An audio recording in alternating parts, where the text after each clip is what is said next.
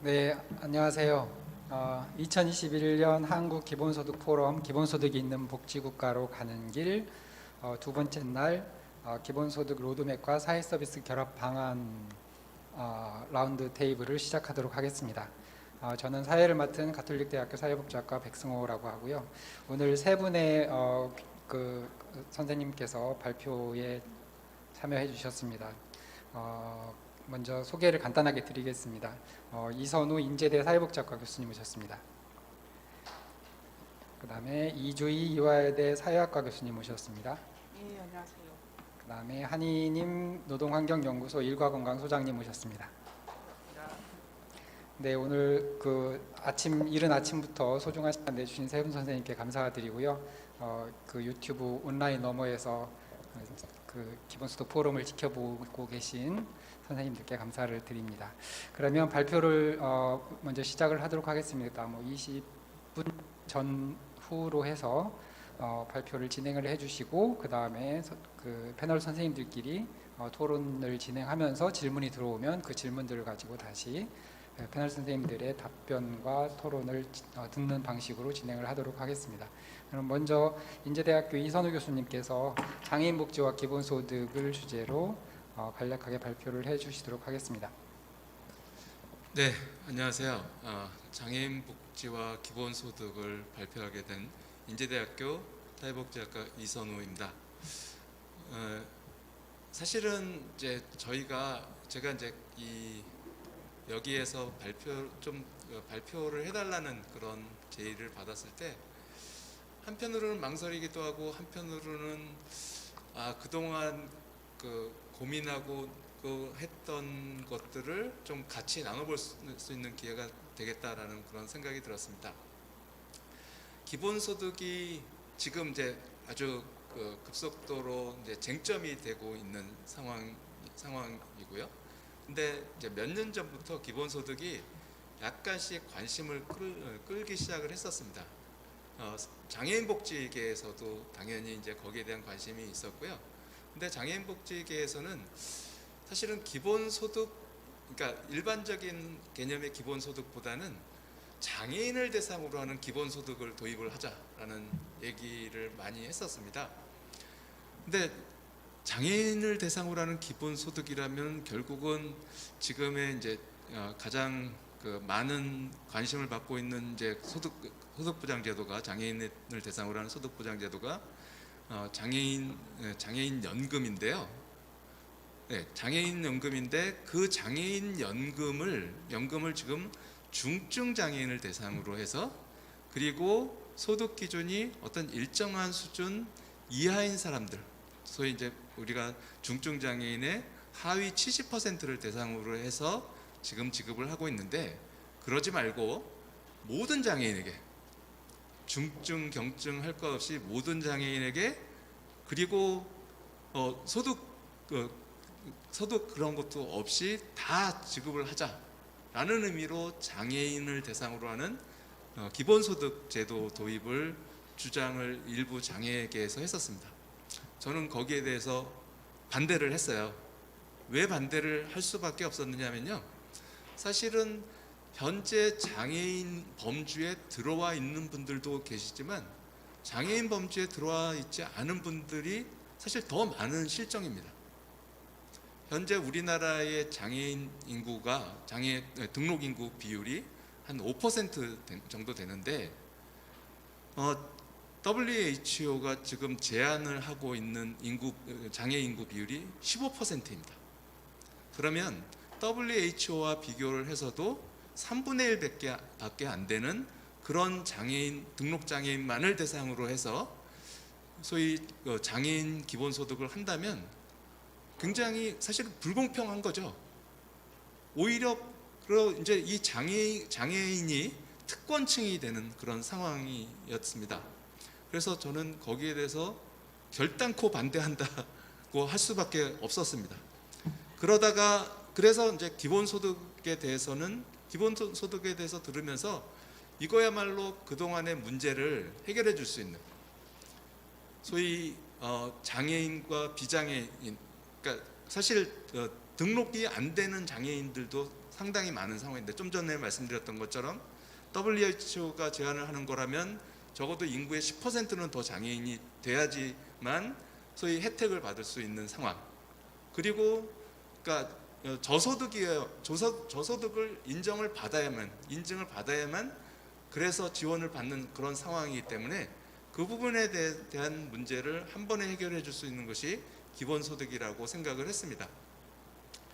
그래서 기본소득이 왜 장애인 복지 연구자에게 매력적이었느냐 하면, 기본적으로 현재 장애인 소득 보장은 두 가지 요건을 갖고 있습니다. 첫 번째가 장애 판정인데요. 소위 근로무능력을 증명을 해야지 됩니다. 나 일 못해 라는 것을 증명을 해야지 되는데요. 일 못한다는 걸 증명을 하는 게 생각보다 쉽지가 않습니다. 그러니까 정말 누구나 보기에 누워서 생활을 할 수밖에 없고 하는 분들이라면 뭐 특별히 증명을 할 필요는 없겠지만요, 그 경계에 있는 분들이 사실은 가장 많습니다. 그래서 근로무능력을 증명을 하기 위해서 일을 한번 해봐야 된다라고 얘기를 하는 사람들도 있어요. 흥미로운 얘기 아닌가요? 네? 근로무능력을 증명하기 위해서 일을 해보라니. 이게 이제 이런 역설을 주장을 할 정도로 사실은 장애 판정이 좀 굉장히 까다로운 쟁점이라고 할 수 있습니다.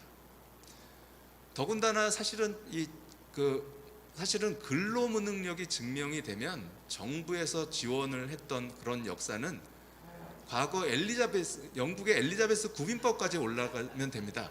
그때도 근로무능력을 증명을 하면 그러면은 지원을 받았어요.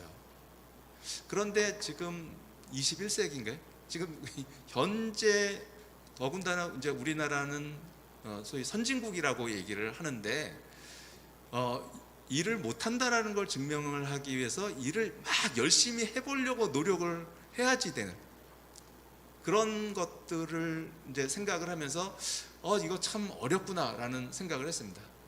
아마 제가 이제 이런 얘기를 하면 일부 장애계에서는 웃긴다라고 생각을 할 수도 있을 것 같습니다. 왜냐하면 제가 지금 저 근로 무능력을 보여주는 그런 체계에 대한 그 연구를 좀 몇 년 동안 해오고 있고, 그런 면에서 약간 복지부를 이렇게 굉장히 열심히 돕는 그런 관변학자 중에 한 명이거든요. 그래서 그런 면에서 본다면 참 어려운 상황인데, 그런데 그러니까 매번 그 판정 체계라든지 근로무능력을 증명하는 항목들을 볼 때마다 굉장히 어렵다라는 생각이 듭니다. 그럼에도 불구하고 계속 제가 그걸 붙잡고 있는 이유는, 현재 우리가 살고 있는 그런 체계, 복지 체계 내에서는 그것 없이 사실은 장애인 연금, 그러니까 소위 소득 지원을 받는 것 자체가 거의 불가능하기 때문이라는 그런 생각입니다. 장애 판정이라, 그러니까 소위 어떻게 얘기를 하면 자본주의의 근본인 것 같아요. 너 일을 해야지 먹고 살지라는 것이 자본주의의 근본인데, 장애인들 같은 경우는 나 일을 안 해도 먹고 살 자격이 있어라는 걸 증명을 해야지 되는 상황이거든요. 그러니까 그런 문제들 때문에, 그런 문제들이 이제 계속 남아 있기 때문에 결국은 이것이 굉장히 때로는 비인간적인 것처럼 느낄 때도 계속 추구를 그렇게 살펴봤던, 탐구해왔던 그런 이유가 아닐까라는 생각이 듭니다. 또 하나는 이제 자산조사라는 요건이죠. 빈곤을 입증을 해야 됩니다. 아마 이거는 뭐 사실은 장애인 복지 연구자뿐만 아니라 빈곤 연구자들도 다 같이 고민을 하는 지점일 텐데요. 다들 고민을 해야지 됩니다. 왜냐하면은 어떻게 하면은 내가 못 산다라는 것을 입증을 함으로써 결국은 소득 지원을 받을 대상이 되는지에 대한 것입니다. 최근에 이제 사회복지계에서 좀 논란이 되고 있는 것 중에 하나가, 기초수급을 받으시는 노인분들을 대상으로 해서 소위 이제 줬다 뺏는 연금이라는, 기초연금이라는 얘기를 아마 들어보셨을 수도 있을 것 같은데요. 어떻게 보면은 굉장히 합당한 얘기입니다. 왜냐하면은 사실 그분들이 기초수 사실 줬다 뺏는다는 것은 굉장히 조금 단순화한 것 같고요. 기초연금을 받게 되면 기초수급자분들은 그 기초연금을 받으면 자신의 소득으로 그게 인정이 됩니다. 그래서 본인이 받는 생계급여액에서 삭감이 되는 거예요. 그만큼 딱 기초연금을 받는 만큼. 그래서 마치 같은 금액이 들어왔다 같은 금액이 빠져나가니 같은 금액이 빠져나가는 건 아니죠. 덜 들어오는 거죠. 그 다음부터는 생계급여가 덜 들어오는 건데 이제 그거를 그렇게 표현을 하시는 건데 그 부분에 대해서 저도 굉장히 공감이 되지만 또 한편으로는 그거를 그렇게 할 수 있나라고 생각을 하는 이유는 바로 자본주의의 이제 그런 논리 때문인데요.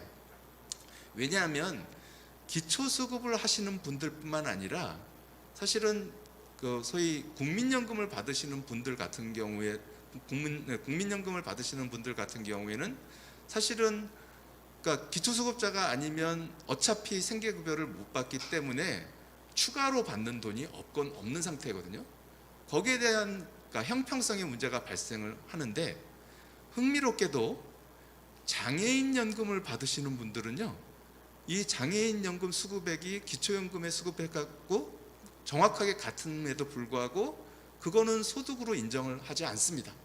그래서 그냥 다 받으세요.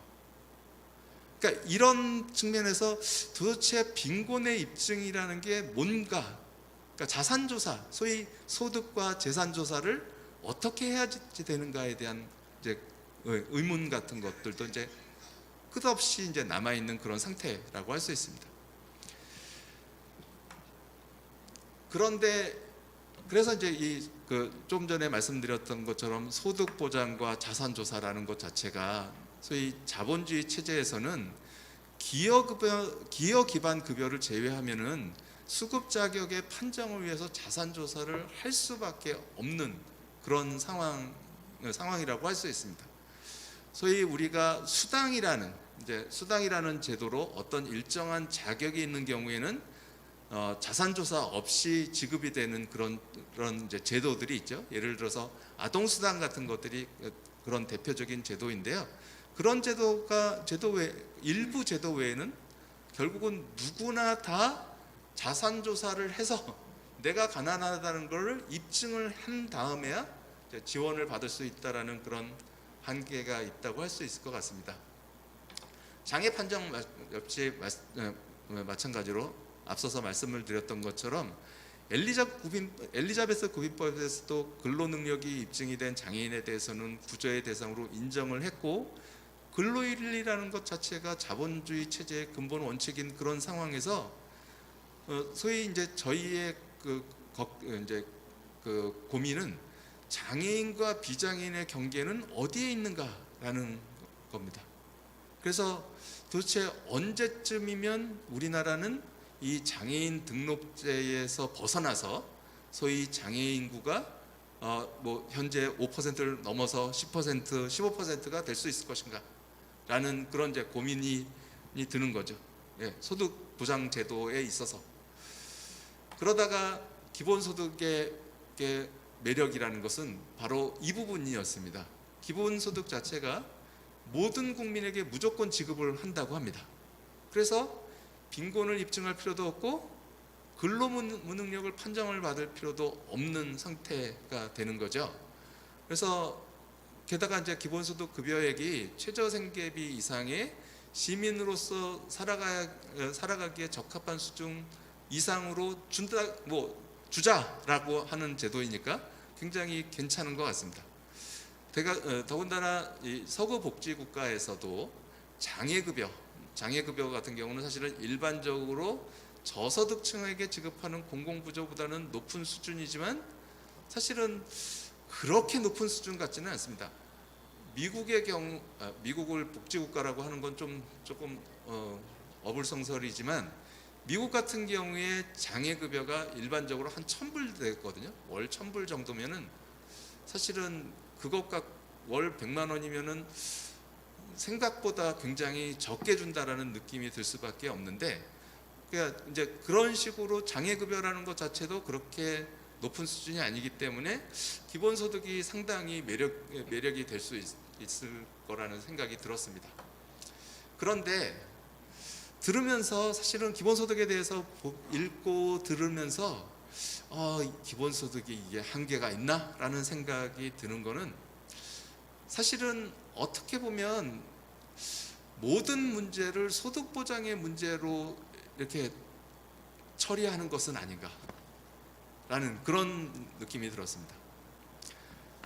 제가 생각을 하기에, 제가 이제 조금, 저도 뭐 많이 공부는 안 했지만 기본소득 주장을 이쪽 저쪽을 봤더니 우파에서도 기본소득을 굉장히 지지를 하는 사람들이 있었습니다. 우파의 기본적인 생각은 지금 현재 있는 사회복지 제도를 모두 하나로 통합을 해서 기본소득으로 다 같이 주자라는, 그래서 모든 그런 욕구를 다 시장에서 해결을 하도록 하자. 그러니까 결국 시장에 모든 걸 맡겨두자라는 것과 그렇게 차이가 없다는, 그러니까 정부가 기본소득을 지원을 하지만 그 외에는 사실은 시장을 지나치게 뭐라고 할까요? 거기에 너무 기대는 것 아닌가 하는 그런 생각이 들었습니다. 그런데 문제는 소득 보장만으로, 물론 이제 소득이 어마어마하게 많은 소득이라면 이제 해결이 되겠지만 소득 보장만으로는 해결되지 않는 그런 문제가 있다라는 겁니다. 특히나 이제 그것을 우리가 신사회 위험이라고 주로 표현을 하는 소위 돌봄의 위기와 관련된 내용들인데요. 우리나라의 경우도 65세 이상 노인 비율이 1995년에 5.9%에서 2020년에 16.4%. 사실 이렇게 보면은 조금 늘었네라는 느낌이 드시겠지만 5.9% 지금 한 25년인가요? 25년 만에 5.9%에서 16.4%, 3배 가까이 노인 비율이 늘어나는 나라가 없었습니다. 지금까지 인류 역사상 처음 있을 정도로 아주 급격하게 증가를 하고 있습니다. 게다가 지금 우리나라 같은 경우는 정신건강 문제에 대해서 이 정신질환자가 무섭다라는 얘기만 하지 얼마나 그 문제가 심각한지, 우리 사회에 큰 영향을 미치는지를 사실은 아주 심각하게는 못 느끼는 것 같아요.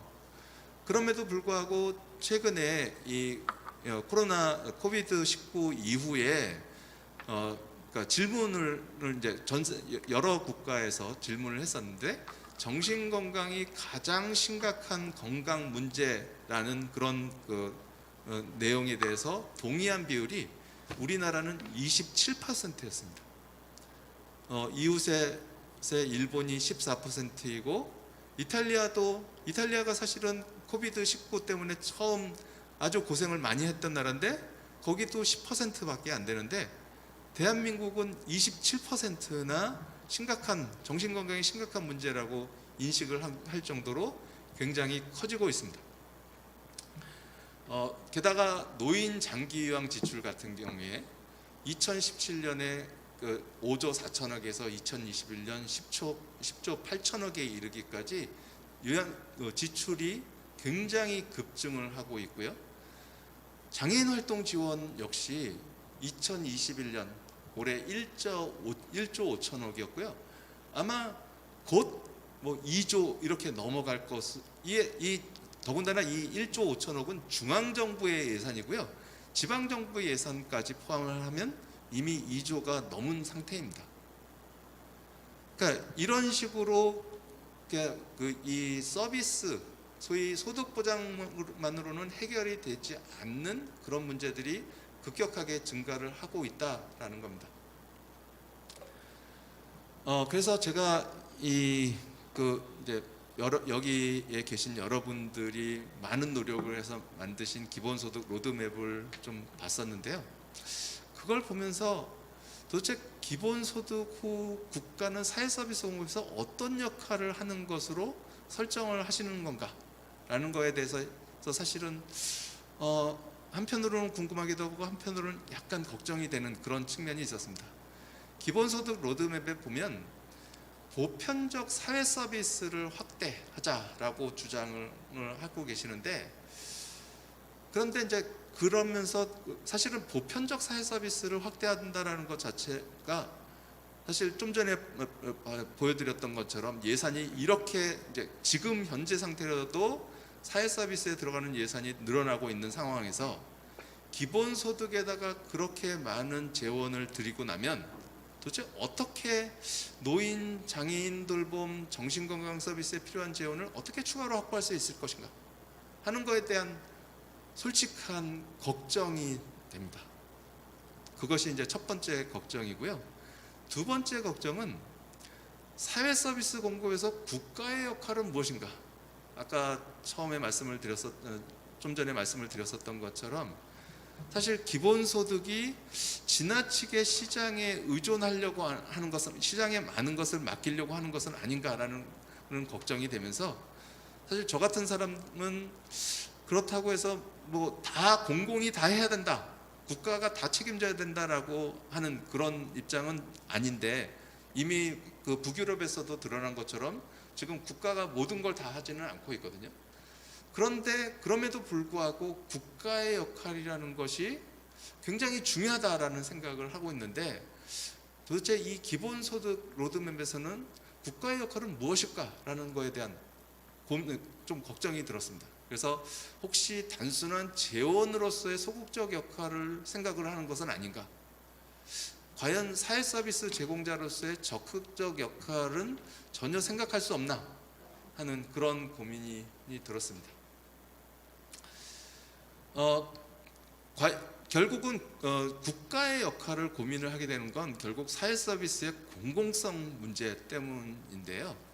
기본소득 로드맵에 보면 공공보건, 공공보육, 공공사회복지 서비스를 대폭 확대하는 것을 주장을 하는데, 과연 도대체 이게 공공보건, 공공보육, 공공사회복지 서비스는 어떤 의미일까?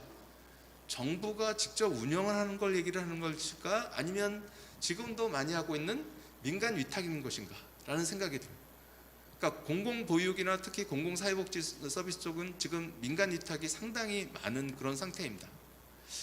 그런데 우리가 공공보건을 한번 생각을 해보시면, 지금 문제는 지금 우리나라의 의료 시스템, 보건 시스템은요, 그냥 순수 민간이라고 볼 수는 없습니다. 절대로. 왜냐하면 건강보험이라는 것이 그야말로 재정을 독점하고 있는 그런 상황이기 때문에 결국은 그것 자체를 그 민간이라고 볼 수 없는 상황임에도 불구하고 지금 우리가 공공병원이 부족하다라는 얘기를 많이 하고 있거든요.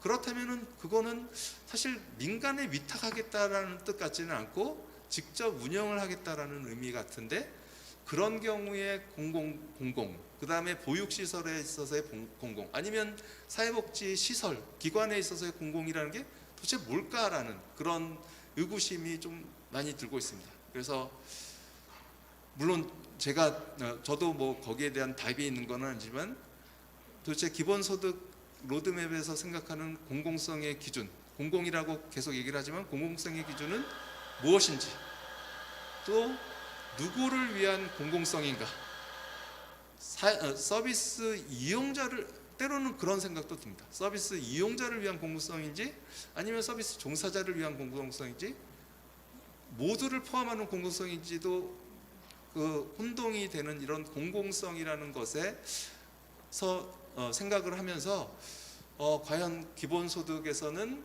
기본소득 로드맵에서 국가의 역할, 공공성 어디에 있는 것일까라는 그런 고민이 들었습니다. 그래서 결과적으로 장애인 복지의 고민은 간단하게 말씀을 드리면, 기본소득과 보편적 사회 서비스는 공존할 수 있는가 라는 것, 그리고 새로운 시장을 만들고 공적 가치를 창출하는 기업가적 국가, 이것이 기본소득 로드맵에 나와 있는 내용인데요. 그런 기업가적 국가가 사회 구성원이 시장에서 선택을 할 수 있게 만드는, 만들어주는, 그러니까 국가가 적극적 역할을 하는 것이 아니라 시장에서 선택을 할 수 있게 만들어주는 국가를 의미하는 것은 아닌가. 그렇다면 과연 취약계층, 제가 그러니까 장애인을 취약계층이라고, 그러니까 전통적인 용어로 개념으로 이제 그 표현을 했는데요. 뭐 장애인도 그렇고 노인도 그렇고 왜 취약계층이라는 표현을 써봤습니다. 그래서 취약계층이 이용할 수 있게 될 사회 서비스는 도대체 어떤 수준의 서비스인가? 인간다운 삶을 살아가기 위해서 충분한 수준인가 하는 그런 걱정이 이제 지금까지 계속되고 있습니다. 그래서 이런 고민을 하면서 제 발표를 마치도록 하겠습니다. 네, 고맙습니다. 네, 발표 감사합니다. 네, 시간도 정확하게 지켜주신 것 같고요. 여러 가지 쟁점들을 말씀하셨는데 그건 발표 다 마치고 그 토론하는 과정에서 이야기를 나눌 수 있을 것 같습니다. 그러면 두 번째 발표로 이화여대 사회학과의 이주희 교수님 발표를 듣도록 하겠습니다. 예, 감사합니다. 제가 장애인 복지에 대해서는 전혀 잘 몰랐는데 의외로 발표하신 내용하고 제 발표가 굉장히 잘 연결될 수 있을 것 같다는 생각이 들었습니다. 솔직히 저는 그 현금 지급하는 모든 복지 중에서 기본소득이 가장 아름답고 효율적인 제도라고 생각을 해왔고요. 그러면서도 사회 서비스, 여기 기본 서비스라는 거는 사회 서비스 포함 조금 더 광범위한 의미인데, 그러니까 이런 거죠. 예를 들어서 음식이나 의복은 기본소득을 줘서 본인 취향대로 선택할 자유가 필요한 것이지만, 예를 들어서 주택이라든지 돌봄이라든지 교육이라든지 의료 이런 쪽으로 오게 되면 집합적으로 서비스를 제공해 주는 게 어차피 현금 지급의 소득 그 효과가 똑같지 않은가. 그래서 저는 일단 기본소득을 주장하시는 분들하고 사회 서비스 확충이 중요하다고 생각하시는 분들이 갈등이 있을 거라고 제가 꿈에도 생각을 못 했는데 엄청난 갈등이 있더라고요. 그러니까 제 입장에서는 오케이, 기본소득을 제공하자. 하지만 사회 서비스로 제공을 해주면 실질적으로 기본소득의 비용, 그 지급 비용을 낮추면서도 똑같은 그 혜택을 줄 수 있는 것이 아닌가라고 생각이 들었거든요. 그래서 저는 제가 아는 부분이 아무래도 고용하고 또 여성 고용 얘기를 하다 보면 돌봄을 얘기하지 않을 수 없기 때문에 이 두 가지에 맞춰서 한번 이야기를 해보도록 하겠습니다. 이건 OECD 자료인데요. 2018년이라서 조금 지금 우리가 한 1% 정도 더 더 지출하고 있습니다. 이걸 보여드리는 이유는 일단 가끔 사회 서비스 쪽을 지지하시는 분들이 우리는 이미 사회 서비스를 너무 그러니까 이거를 그 비용이 많이 하고 있는데 앞으로 더 많이 지출이 될 것이다. 굉장히 많이 지출이 돼서 그것만으로 너무 바쁘기 때문에 이제 기본소득을 돌아볼 수 없다고 말씀을 하시는데, 실제로 이 보시면 보건의료가 대부분이고요. 보건의료를 제외한 모든 사회 서비스는 우리가 1.8% GDP에 사용하고 있습니다. 그러니까 OECD 평균보다도 못하고 저쪽에 위로 올라가 보시면 스웨덴 같은 나라는 보건의료 빼고 7.5%를 GDP로 쓰고 있습니다. 그리고 스웨덴은 참고로 말씀드리건데 요새 경제가 잘 나가서 GDP가 커져서 그렇지 옛날엔 더 썼다는 말씀, 그런 나라라는 말씀을 드리고요. 또 이쪽으로 와보면 우리가 또 현금 지급에 있어서는 노령연금을 빼고 1.3%만 지급을 하고 있습니다. 이게 이쪽에 솔직히 현금 지급을 하는 복지국가가 훨씬 많거든요. 이 사이즈를 보시면. 근데 이게 다 노령연금, 우리가 이제 노령화가 진행이 되면 더 돈이 많이 들어갈 것이다 라고 말씀을 하시는데 이미 굉장히 조금 쓰고 있고요. 그리고 노령연금에 들어가는 돈을 빼고 그 다른 캐시 베네핏도 너무 적다는 말씀을 드립니다. 특히 이게 왜 이렇게 적냐 하면 이게 근로연령대 인구한테 주는 돈이 거의 없다는 뜻이에요, 우리나라가. 저는 그 기본소득하고 사회서비스의 결합 필요성은 저는 너무나 당연하다고 생각을 하는데, 일단 저는 그 기본소득이 좋은 이유는 일하지 않을 자유가 너무 중요한 것이기 때문에, 우리가 직업 선택의 자유가 있다고 하지만 본인한테 맞지도 않고 자기가 얻을 수 있는 직업이 너무 없을 경우에는 일하지 않을 자유가 너무나 필요하기 때문에 당연히 지급을 해야 되는데, 저는 일할 수 있는 자유도 너무 중요하다고 생각합니다. 왜냐하면 일을 하고 싶은데, 아까 장애인 말씀을 하셨는데 물론 그 일을 할 수 없는 사람한테 강제로 일을 시키는 건 그렇지만 약간의 장애가 있다 하더라도 일할 수 있는 사람은 일을 하는 게 저는 그 사람의 행복을 위해서 나을 수도 있다고 생각을 하는데요. 그리고 일할 수 있는 자유는 또 다른 차원에서도 중요합니다. 기본소득을 위한 조세의 기반이기도 하거든요. 그러니까 스웨덴 같은 나라가 그렇게 많이 지출을 하면서도 GDP의 상당 부분 그렇게 잘 유지하고 있는 이유이기도 합니다. 거기 일하는 인구가 많기 때문이죠. 그리고 기본소득을 비판하는 사람 중에 저도 좀 우려가 되는 생각이긴 합니다만 어차피 숙련 수준이 높고 교육을 많이 받은 사람들은 기본소득을 받는다 하더라도 일을 계속 할 거예요. 근데 진짜 저숙련이고 저학력일 경우에 기본소득을 받고 일을 못하는 상황으로 계속 되는 것도 아니지 않는가. 이중노동시장을 우리가 계속 유지해서는 안 되는 게 아닌가 하는 저의 문제의식이었고요. 그리고 두 번째는 성평등인데요. 이 돌봄은 기본소득을 주게 되면 남성의 돌볼 수 있는 자유가 좀 늘어난다고 생각합니다. 근데 돌볼 수 있는 자유가 늘어난다고 더 돌보게 되는 것은 아니거든요. 그러면 돌볼 수 있는 자유를 가진 남성한테 어떻게 진짜 돌보게 할 수 있는가에 대해 고민이 필요하고, 당연히 돌봄 사회 서비스가 제공이 되어야 일할 수 있는 자유를 여성이 가지게 되는 것이죠. 그래서 저는 두 가지가 섞이는 게 너무 당연한 게 아닌가 하는 생각을 항상 하고 있었고요.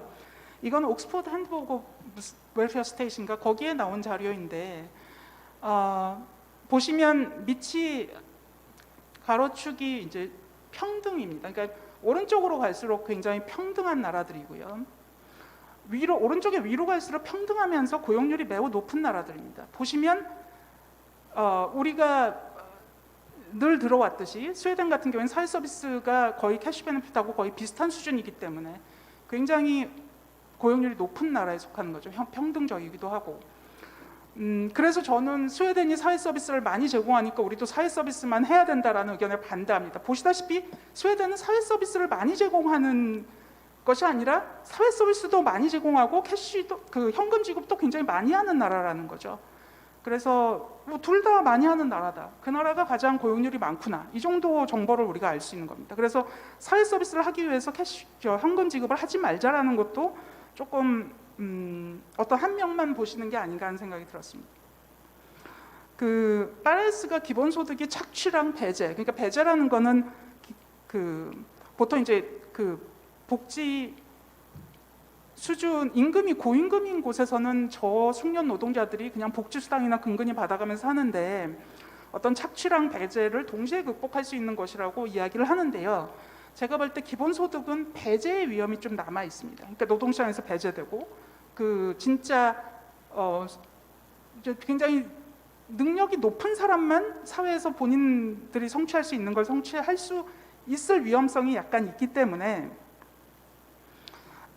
저는 당연히 고용 기반한 사회 서비스를 확충해야 된다고 생각하고, 성평등 관련해서는 기본소득에 대한 여성주의자들의 가장 큰 반론은 이 기본소득을 주게 되면 그나마 이제 아예 무슨 돌봄 노동에 대한 임금처럼 기능을 하면서 가사노동 분업이 악화되고, 그러니까 스웨덴식 복지국가 모델이 성평등에 더 적합하다. 이런 비판을 극복하기 위해서는 어떻게 남성이 더 돌봄을 선택하게 할 것인가라는 문제 얘기하지 않을 수 없는데요. 에스피 앤더슨이 끝나지 않은 혁명이라는 책에서 이 가족 정책이 부족하면 특히 이제 저학력 여성의 고용이 위축되고, 우리나라는 이것과 똑같지는 않습니다. 우리나라는 저학력 여성이 너무 소득이 적어서 지금 굉장히 낮은 임금에 많이 종사하고 있죠. 하지만 이런 길로 갈 가능성도 있는 거고요. 또 이것도 굉장히 흥미로운 포인트인데요. 그러니까 저는 우리나라 가족주의가 가족 간의 행복을 망치고 있다고 생각하는 사람으로서, 이게 예를 들어서 이탈리아의 할머니 할아버지들은 아기를 봐주기를 너무 무서워해요. 왜냐하면 거의 풀타임으로 아기를 봐줘야 되기 때문에. 근데 아기를 파트타임식으로 간단히 보는 일들은 더 많은 조부모들의 아기 돌봄에 참여를 유도하거든요. 그리고 실제로 에스피 앤더슨의 조사에 따르면 돌봄 서비스가 외부로부터 그러니까 너무나 돌봄만 하고 살지 않아도 될 때 남성들이 더 많이 참여했다는 그런 조사 결과가 있습니다. 그래서 가족 외부의 돌봄 서비스 지원이 강화될 때 남성 육아휴직 참여도 증가하고요. 이거는 최근에 나온 논문에서 제가 봐서 한번 이야기를 같이 하고 싶어서 가져와 봤는데요. 이 저자가 유니버설 베이직 인컴하고 베이직 서비스를 이야기합니다. 그러니까 당연히 그 높은 수준의 기본 서비스는 기본 소득의 수준을 감소시킬 수 있죠. 그런 서비스로 이제 받게 되는 거니까. 그리고 기본 소득을 주게 되면 아까도 이선우 교수님께서 말씀하셨지만 도대체 국가의 역할이 뭐냐, 국가가 뭘 할 거냐라는 데서 저는 국가가 혼자서 내가 이게 옳으니까 니네가 이런 걸 뭐 써 이렇게 얘기하는 게 아니고 국민으로부터 시민으로부터 어떤 종류의 서비스가 가장 적합하다, 너네가 이런 걸 신경 써라 라는 그런 참여를 통해서 그 정책을 개발해야 되는 거거든요. 근데 아시다시피 기본소득을 주게 되면 그 유급노동에 종사할 시간을 그나마 조금 뺄 수 있는 상황이 되리라고 생각이 들어서 그런 민주적 참여를 할 수 있는 시간을 내주게 되는 거죠. 그래서 시너지 효과가 날 수 있다고 생각합니다. 그리고 기본 서비스를 제공해 주다 보면 예를 들어 돌봄, 교육, 공공주택에 관한 일자리 창출이 가능합니다. 이 공공부문 종사 서비스 노동자들이 생겨나는 거죠. 그러면 그 노동자들의 그 소득세도 거둘 수 있고 또 UBI를 위한 그 소득 재원을 마련할 수 있고요.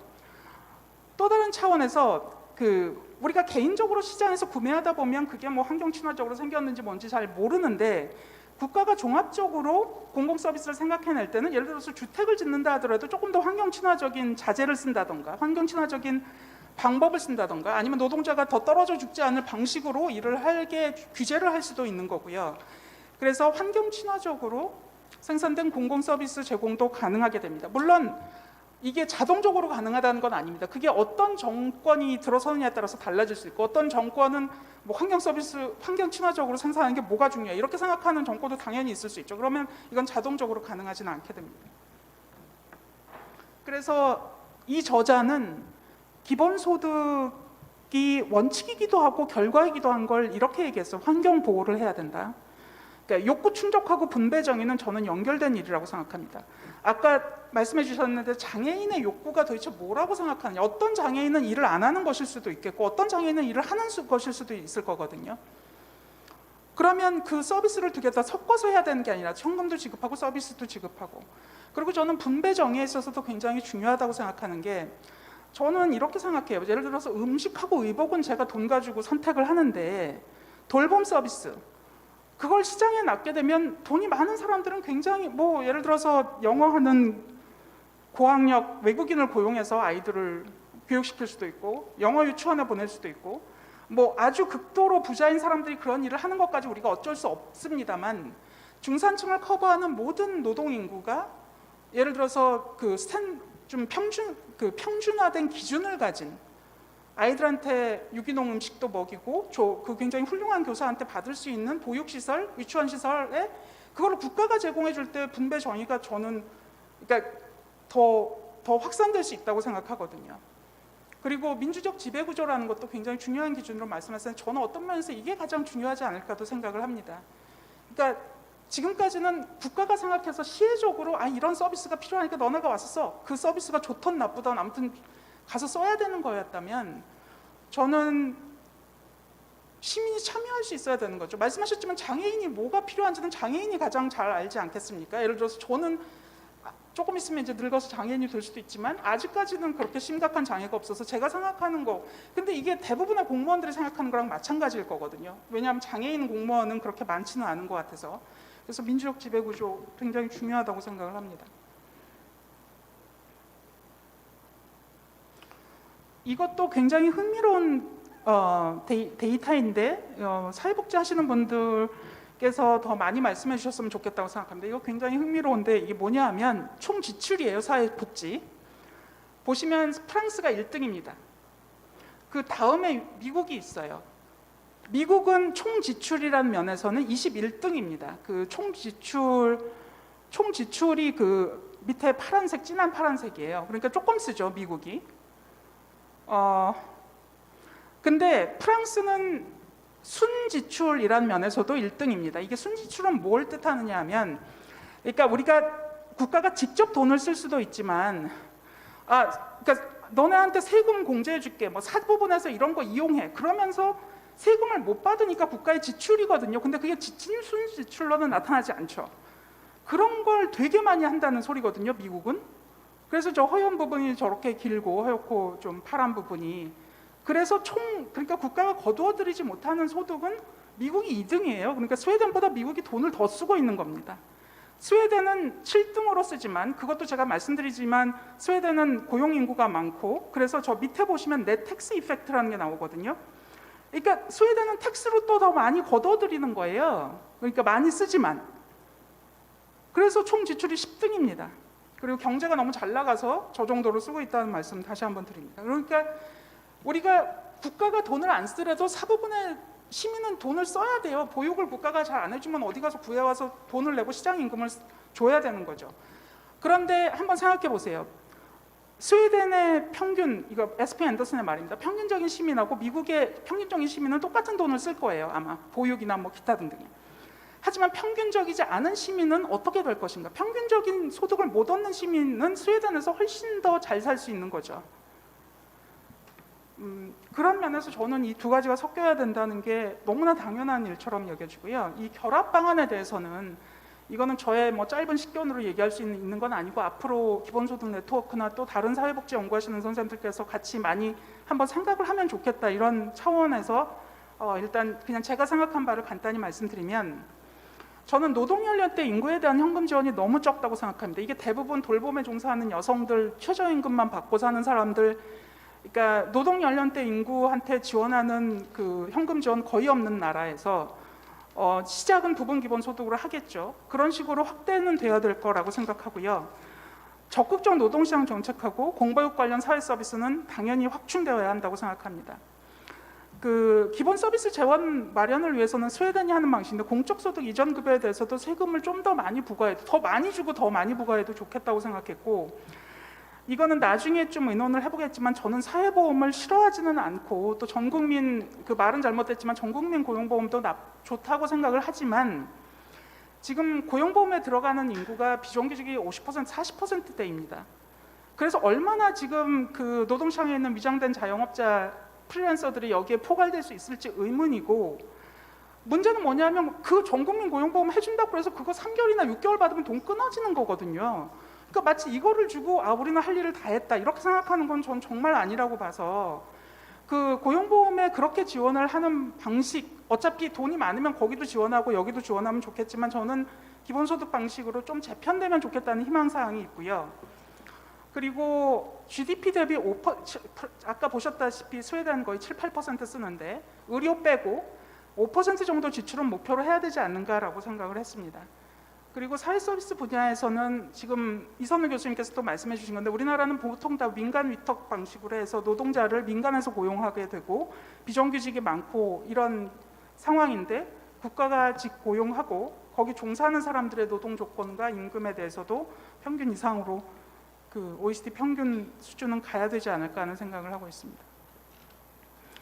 그 5%라고 그러면 지금 1.8% 정도를 쓰고 있기 때문에 3.2% 정도 남는데 이게 한 60조 정도 증액이 필요한 것 같아요. 그래서 예시를 하면 지금 이건 기본소득 네트워크에서 계산하신 겁니다. 186.6조 원에 편입을 할 수도 있고요.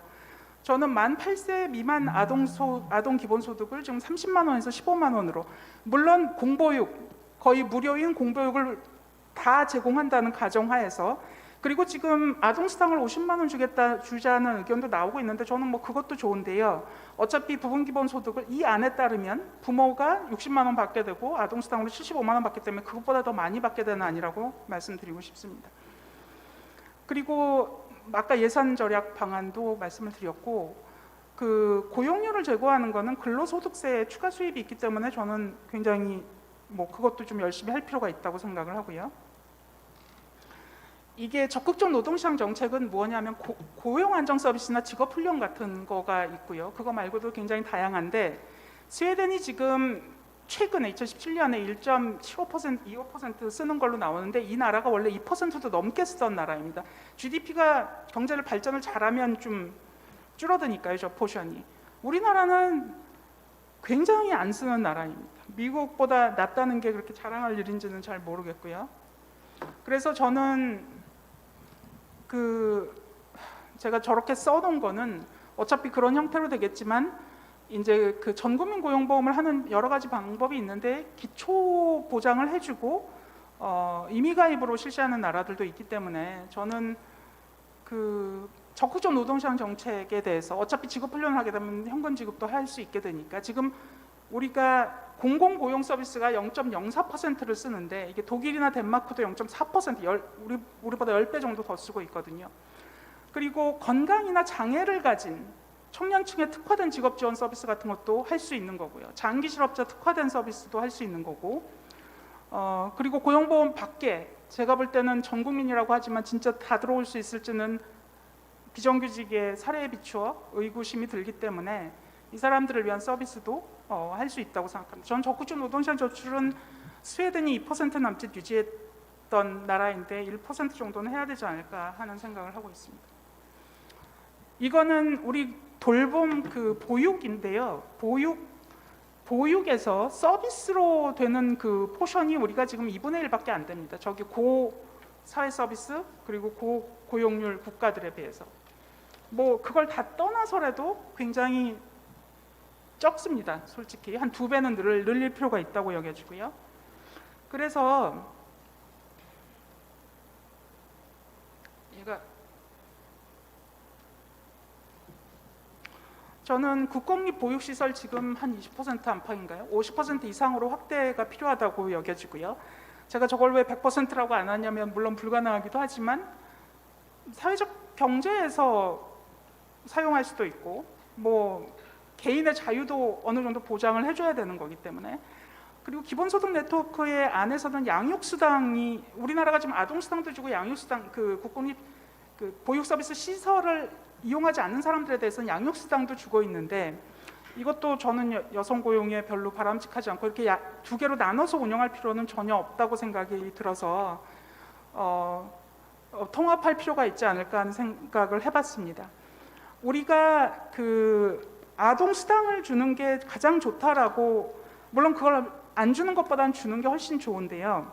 우리나라가 조금 역진적입니다. 그러니까 가난한 사람들은 일을 하지 않을 수가 없어서 일을 많이 하는 경우가 있고 그리고 또 다른 차원에서는 아이를 낳는 아이의 수 같은 것도 여러분 한번 생각해 보세요. 그러니까 가난한 사람들은 아이를 원래 그러니까 키울 돈이 없어서 결혼을 못 하고 아이를 못 낳는데 지금 아이를 낳는 사람들은 상대적으로 조금 더 부유한 사람들이 더 많은 자녀를 가지게 되면 역진적일 수 있다는 말씀드립니다. 기본소득 대신 아동수당으로만 주게 되면요. 그래서 육아휴직 대상자, 육아휴직도 굉장히 중요한 포인트인데 저는 우리나라가 너무 긴 육아휴직을 막 여성한테 주는 걸 막 좋은 정책이라고 하는 거를 옛날부터 너무 심각하게 문제라고 생각이 들었어서 1년이면 충분하고 남성 육아휴직을 늘리는 쪽으로 하게 되는데 남성의 지금 모든 육아휴직 금액에 캡이 씌워져 있거든요. 근데 저는 한 3개월 정도는 캡 없이 남녀 모두 한 80에서 100%는 다 주고 그 다음부터 좀 내려가게 하는 것도 좋다고 생각합니다. 그리고 보육도 지금은 우리나라 보육시설에서 가끔 어린이 학대가 나오는 거는 우리나라가 막 너무나 많은 수의 아동을 보기 때문인 것도 일부 기여하는 걸로 알고 있습니다. 해외에서는 3명이 1명을 보기도 하거든요. 이거 보육 인력의 양과 질을 제고하고 임금 현실화 굉장히 중요하다고 생각하고 가족 서비스 지출도 GDP 대비 한 2% 정도, 그러니까 지금 1% 정도 하고 있으니까 한 1% 정도 더 높여야 되지 않을까 이런 생각을 하고 있습니다. 그러니까 결론적으로 저한테는 그냥 너무 당연했는데 솔직히 얘네 둘을 어떻게 합칠 수 있을까를 진지하게 고민해 본 적은 없습니다. 왜냐하면 기본소득이 빨리 올 수 있는 일이라고 생각을 못했어서요. 근데 빨리는 올 수 있을지 없을지 잘 모르긴 합니다만 지금 현재로 저는 기본소득을 이야기하면서 당연히 기본 서비스도 함께 고려가 되어서 우리가 자유뿐만 아니라 평등이나 공동체나 연대감 같은 것도 사회적으로 확립할 수 있는 그런 사회가 되면 좋지 않을까 생각해봤습니다. 제 발표는 여기까지입니다. 네, 이지 교수님 발표 감사드립니다. 시간이 많을 줄 알았더니 제가 생각할 때는 일단 토론이 1시간이 부족할 것 같은 느낌이 들고 있습니다. 그런 의미에서 빨리 진행을 하도록 하겠습니다. 세 번째 발표 한예님 소장님께서 발표해 주시겠습니다. 네, 제가 시간을 많이 드리도록 하겠습니다. 짧게 끝낼 것 같아가지고 저는 이제 노동자 건강과 안전의 문제를 다루고 있는 곳에서 일을 하고 있습니다. 그래서 맨날 부딪히는 문제가 이제 이게 산재가 되냐 안 되냐 이제 막 이런 얘기들을 계속 해야 되고, 그리고 산재다 이렇게 주장하면서 거리에서 뭐 5년, 뭐 7년 이렇게 싸우고 있는 노동자들을 만나야 되는 이런 위치에 있다 보니 한국 사회에서 산재보험은 도대체 무슨 기능을 하는 거냐, 왜 있냐, 뭐 이제 이런 근본적인 질문으로부터 이제 시작을 해서 문제는 그렇게 싸우는 이유는 산재로 인정이 되지 못하는 노동자들이 너무나 많은 것이고, 그러면 산재로 인정이 안 되면 다친 사람이 치료를 받지 못하는 거냐? 그건 아니죠. 그러니까 건강보험으로 가게 됩니다. 그래서 산재보험 제도를 보다 보면 건강보험의 문제를 또다시 제기하지 않을 수 없는 이렇게 연결되어 있는 구조가 있어서 이 두 가지 문제를 계속 지켜보고 있는 상황에서 이제 기본소득이 제기가 됐고, 그렇다고 한다면 이런 영역들이 어떻게 유기적으로 잘 묶여갈 수 있을까를 갑자기 고민을 했어요. 그래서 오늘 뭐 심도 있는 말씀을 드리긴 어려울 것 같고 그냥 고민 수준만 말씀을 드리도록 하겠습니다. 우선 국민들이죠.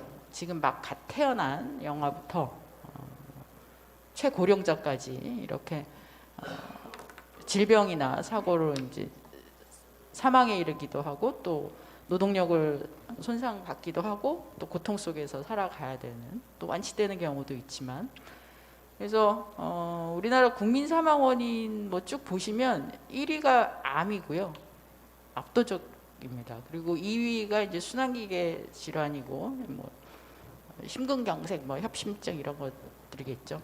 그리고 3위가 호흡기계 질환, 뭐 폐렴이나 뭐 관련, 그리고 지금 뭐 코로나 이런 것도 호흡기계 질환으로 대체적으로 나타나고 있죠. 그리고 이제 4위가 뭐 사고, 자살, 심지어 이제 타살 뭐 이런 건데, 엄밀하게 보면 저런 녀석들 중에 자살이 제일 사이즈가 큽니다. 그래서 우리나라 정말 OECD 국가 중에서 자살이 4위인 나라는 대한민국하고 일본 정도, 아주 독특한 결과를 보이고 있고요. 요건 이제 사망이고, 실제로 사망에 이르지 않지만 치료를 받는 그런 경우는 10배에서 50배, 질병마다 조금씩 다른데요. 그래서 일단 국민 사망은 전체적으로도 1년에 약 30만 명 정도가 사망하고 있는 것으로 나타나고, 그것의 10배에서 50배 정도가 치료를 받고, 그 과정에서 뭐 치료의 수준이 경증일 수도 있고 중증일 수도 있어서 상당 기간을 일자리에서 떠나야 되는 이런 상황들이고, 통상 보시면 저 중에 50%는 일을 하고 있는 사람들이다. 이제 소위 말해 노동력이 없는 사람이 아니라 일을 하고 있는 사람들 중에서 50%는 저 안에 들어가 있다. 이렇게 보시면 될 것 같습니다. 그래서 그러면 이런 저 30만 명이 사망하는데 그 중에 15만 명 정도는 이제 일을 하고 있는 중에 저렇게 사망을 한다라는 의미이죠. 그래서 굉장히 큰 사이즈이다라고 보이고, 그리고 이제 조금 더 좁아지는 이제 산재보험으로 들어와 보면 연간 10만 명이 산재를 당하고, 그것 때문에 이제 산재로 승인이 된, 저기서 이제 미승인된, 불승인된 사람들은 지금 승인율이 뭐 질병이나 사고마다 다 다르지만, 사고의 경우는 통상 98%가 승인이 된 케이스고요.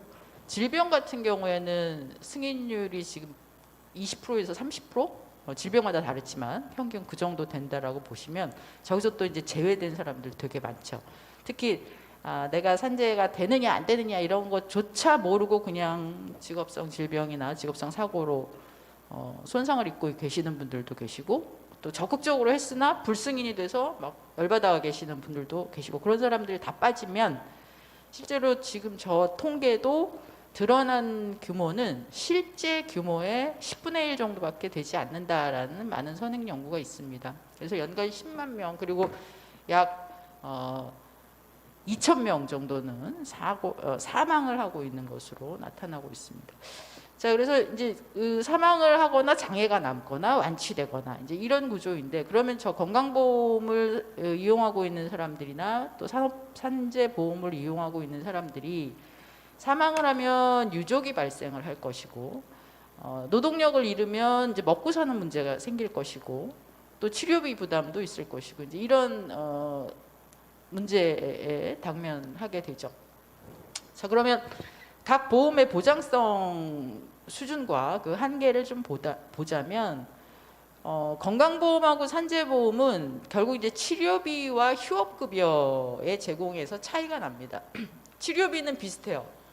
그러니까 산재보험에서나 건강보험에서나 다치거나 병들면 병원에서 치료받아야 되는데, 그 보상 치료비 부담은 각 이제 산재보험 근로복지공단이죠. 산재보험을 운영하는 곳은, 그리고 건강보험을 운영하는 곳은 국민연금공단인데, 본인 부담률이 약 15%에서 뭐 많게는 20% 정도까지 발생을 합니다.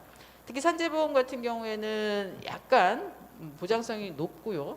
건강보험은 이제 불치병 막 이런 것들이 있기 때문에 이런 경우에는 보존율이 굉장히 적죠. 그래서 일단은 다치거나 병들면 그게 개인의 특수성 때문에 인 건지 혹은 인지 혹은 회사에서 일을 하다가 그 원인 때문인 건지를 불문하고 본인 부담이 발생한다는 겁니다. 그래서 이런 치료비에 있어서의 보장성은 사실 선진국, 소위 말하는 우리 유럽을 많이 비교를 하게 되는데요.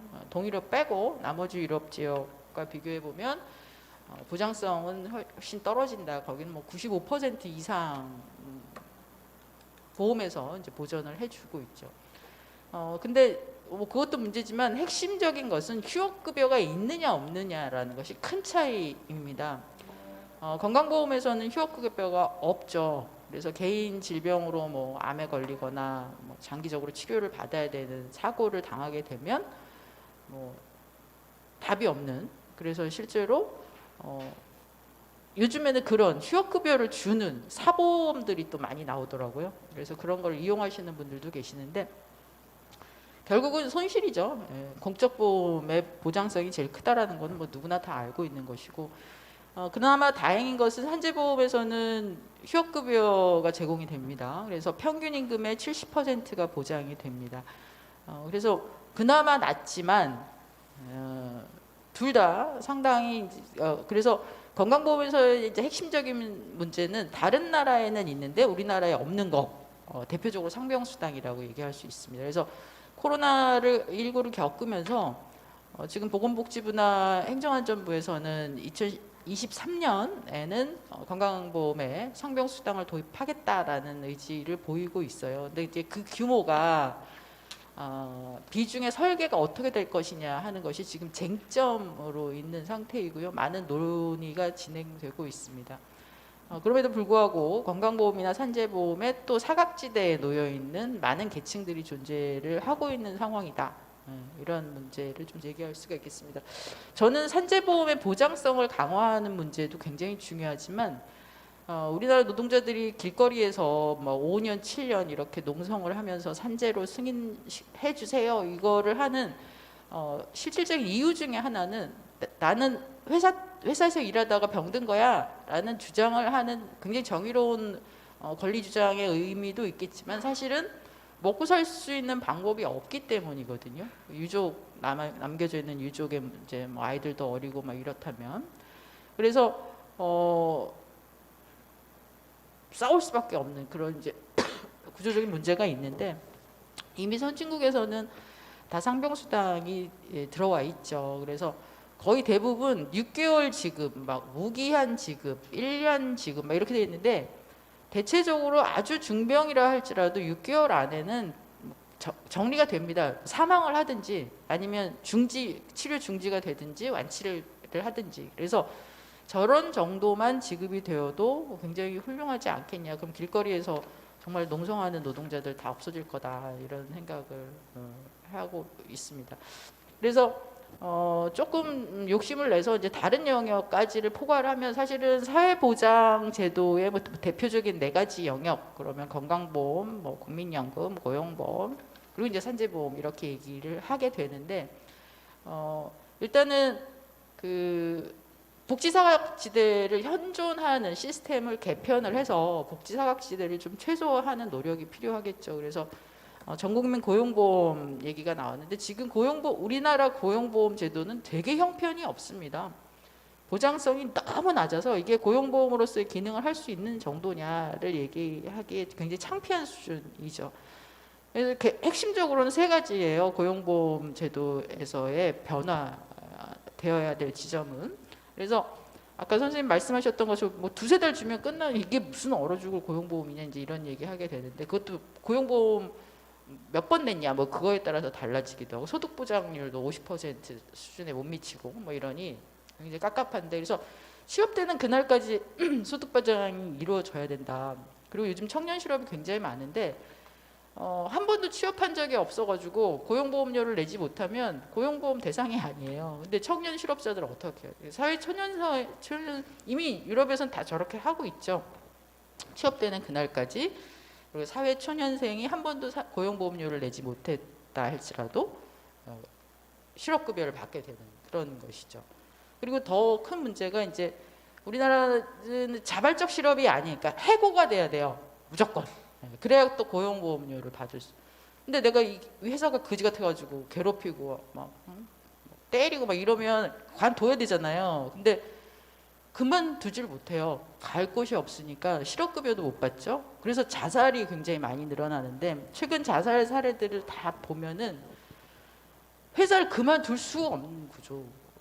너무 슬픈데 아까 뭐 자살률, 국민 자살률 그중 매년 10,000명이 자살하는데 그중 5,000명이 직업을 갖고 있는 사람이에요. 그러면 저런 요인이 없지 않을 것이다라고 해석하고 있고요. 두 번째는 이제 건강보험의 상병수당 도입은 아주 옛날부터 민주노동당 시절부터 얘기가 됐던 건데 이제 좀 적극적 논의가 시작이 된 것 같습니다.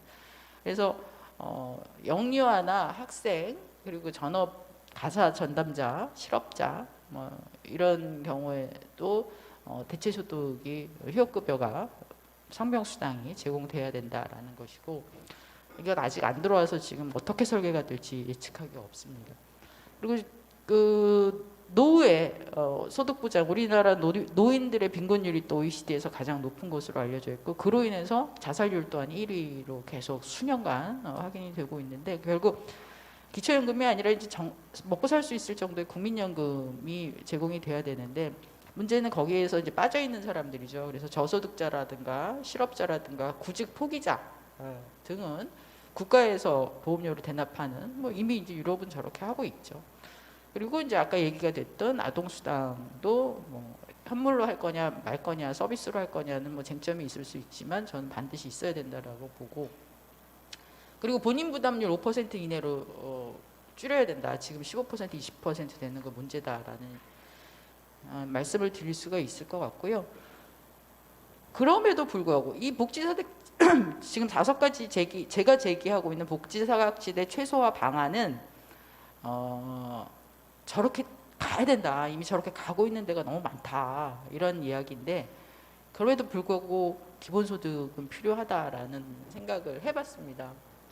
일단은 한가족 또는 무가족 상태의 교실 밖 빈곤 청소년이라고 하는 또 새로운 영역의 문제들이 존재를 합니다. 그래서 이 사각지대 문제를 해소를 해야 된다라는 것이고 그리고 이 주거비용 문제가 지금 미쳤어요. 네, 지금 주택이 미쳤어요. 제 아이가 이번에 이제 취업을 해서 나가는데 집을 구하는데 미쳐가지고 가격이 맨날 울상을 짓고 다닙니다. 그래서 이 저소득자들에 대한 불안정 소득 구조에 있는 분들에 대한 주거비용 문제를 어떻게 할 거냐 하는 것이 굉장히 큰 문제이고 그런데 그렇다면 기본소득은 거기에도 이제 일정하게 답을 줄 수 있지 않을까라는 것이 물론 그 규모가 얼마냐라는 것이 항상 쟁점이 될 거라고 생각됩니다. 그리고 앞서 말씀드렸던 5가지 복지 사각지대를 줄여야 되는데 사실 이게 언제 될지 알 수가 없어요. 그렇다면 이제 그 기간 중에 또 피해를 입고 있는 계속 겪고 있는 사람들이 있을 수 있기 때문에 이런 문제를 대체할 수 있는 그래서 오히려 적은 규모라도 빨리 도입되는 게 필요하지 않을까 이제 이런 판단도 해보고 있습니다. 그리고 이제 계속 이게 다 선별복지잖아요. 앞서서 제기했던 거 다 그러니까 기본소득은 기본적으로 선별복지에 대한 저항적 성격이 강하기 때문에 선별복지에 따른 행정 낭비 이런 것도 축소할 수 있다라는 말씀 드리면서 마무리하겠습니다. 네, 감사합니다. 세 분 흥미로운 발표, 생각할 여러 가지 것들을 제시해 준 발표 감사드리고요. 그러면 이제 그 발표 내용을 중심으로 토론을 이어갈 텐데 유튜브에서 듣고 계신 분들도 궁금한 사항들이 있으시면 댓글을 달아주시면 이따가 그 질문을 드리도록 하겠습니다. 자, 이거 참 사회자가 이게 잘 버무려야지 오늘 토론회가 의미 있는 토론회가 될 것 같은데 어떻게 해야 될지 참 고민스러운데요. 일단은 제가 세 분 선생님들께 일단은 질문을 하나 좀 드려보고 질문이라기보다는 이제 세 분 선생님들한테 여쭤보고 싶은 게 있습니다. 일단은 재정이라고 하는 거는 좀 뒤로 미뤄두고 기본소득과 사회서비스를 같이 실현할 수 있다면, 그런 사회라면 대강 어떤 모습으로 기본소득은 존재하면 좋을 것 같고 사회서비스는 어떻게 존재할 수 있을까? 되게 추상적인 질문이긴 한데 이제 이주희 교수님은 사실 좀 구체적인 말씀을 해주시긴 했어요. 이제 30만 원 정도의 기본소득에서 일부 정도를 떼서 사회서비스로 하자 뭐 이런 얘기를 해주셨는데, 일단 재정 생각은 하지 마시고 기본소득과 사회서비스가 어떻게 조화를 이룰 수 있을지에 대해서 그냥 짧게 선생님들이 생각하시는 상을 말씀을 해주시면 좋을 것 같은데, 생각하는 와중에 좀 생각을 하셔야 되니까 제가 갑자기 던진 질문이니까 일단 좀 그 로드맵상에서 이야기했던 사회서비스 논의하고 선생님들이 발표했던 사회서비스 논의하고 제가 느끼기에 그러니까 뭔가 해소가 필요하다, 팩트체크가 필요하다라는 부분만 제가 짧게 말씀드릴게요. 그리고 그 와중에 이제 생각을 하시고 말씀을 해주시면 될 것 같습니다. 일단 로드맵에서 사실 사회서비스 논의를 적극적으로 다루지는 못했습니다. 그러니까 저희들 인적 구성 자체가 사회서비스를 하시는 분들이 많지 않아서 못했고, 기존의 사회서비스 논의들에서 한국의 사회서비스는 이렇게 가야 된다라고 하는 논의들을 좀 약간 종합하는 성격 정도였었습니다. 그 중에 핵심이 이제 공공책임성 강화하고, 아까 이제 이선우 교수님께서도 도대체 공공책임성이라는 게 뭐냐 이런 말씀들을 하셨는데, 로드맵에서 발표했던 공공책임성의 원칙은 3개였었던 것 같아요. 하나는 재정적 책임, 국가의 재정적 책임. 두 번째는 직접 공급 주체로서 국가의 역할, 국가가 직접 하라는 거죠. 그 다음에 세 번째는 국가가 직접 한다고 다 되는 건 아니다. 국가가 직접 공공이 하더라도 공공의 책임성, 실질적인 내용들을 담아내지 못하면, 공적인 공공성의 내용들을 담아내지 못하면 유명무실이기 때문에 공공 주체의, 즉 국가의 책임성을 강화하는 부분이, 즉 질적인 개혁이 단행되어야 된다라고 말씀을 드렸었던 것 같습니다. 되게 추상적인 수준으로 말씀드릴 수밖에 없었고요. 그러면 이제 재정적 책임을 어느 정도 강화할 거냐에 대해서는 지금 우리나라 그 사회서비스 지출이 헬스 빼면 대략 한 1.7% 정도였고 OECD 평균이 2.8%인가요? 뭐 대략 그렇게 됐었는데 OECD 평균 정도 가자라고 이제 얘기를 말씀을 제안을 드렸었던 것 같고, 그 다음에 가장 많이 이 사회 그 지구상에서 가장 많이 서비스 지출하는 나라가 스웨덴입니다. 아까 이주희 교수님이 표에서 보여드리셨듯이 대략 한 7.5% 정도 되고요.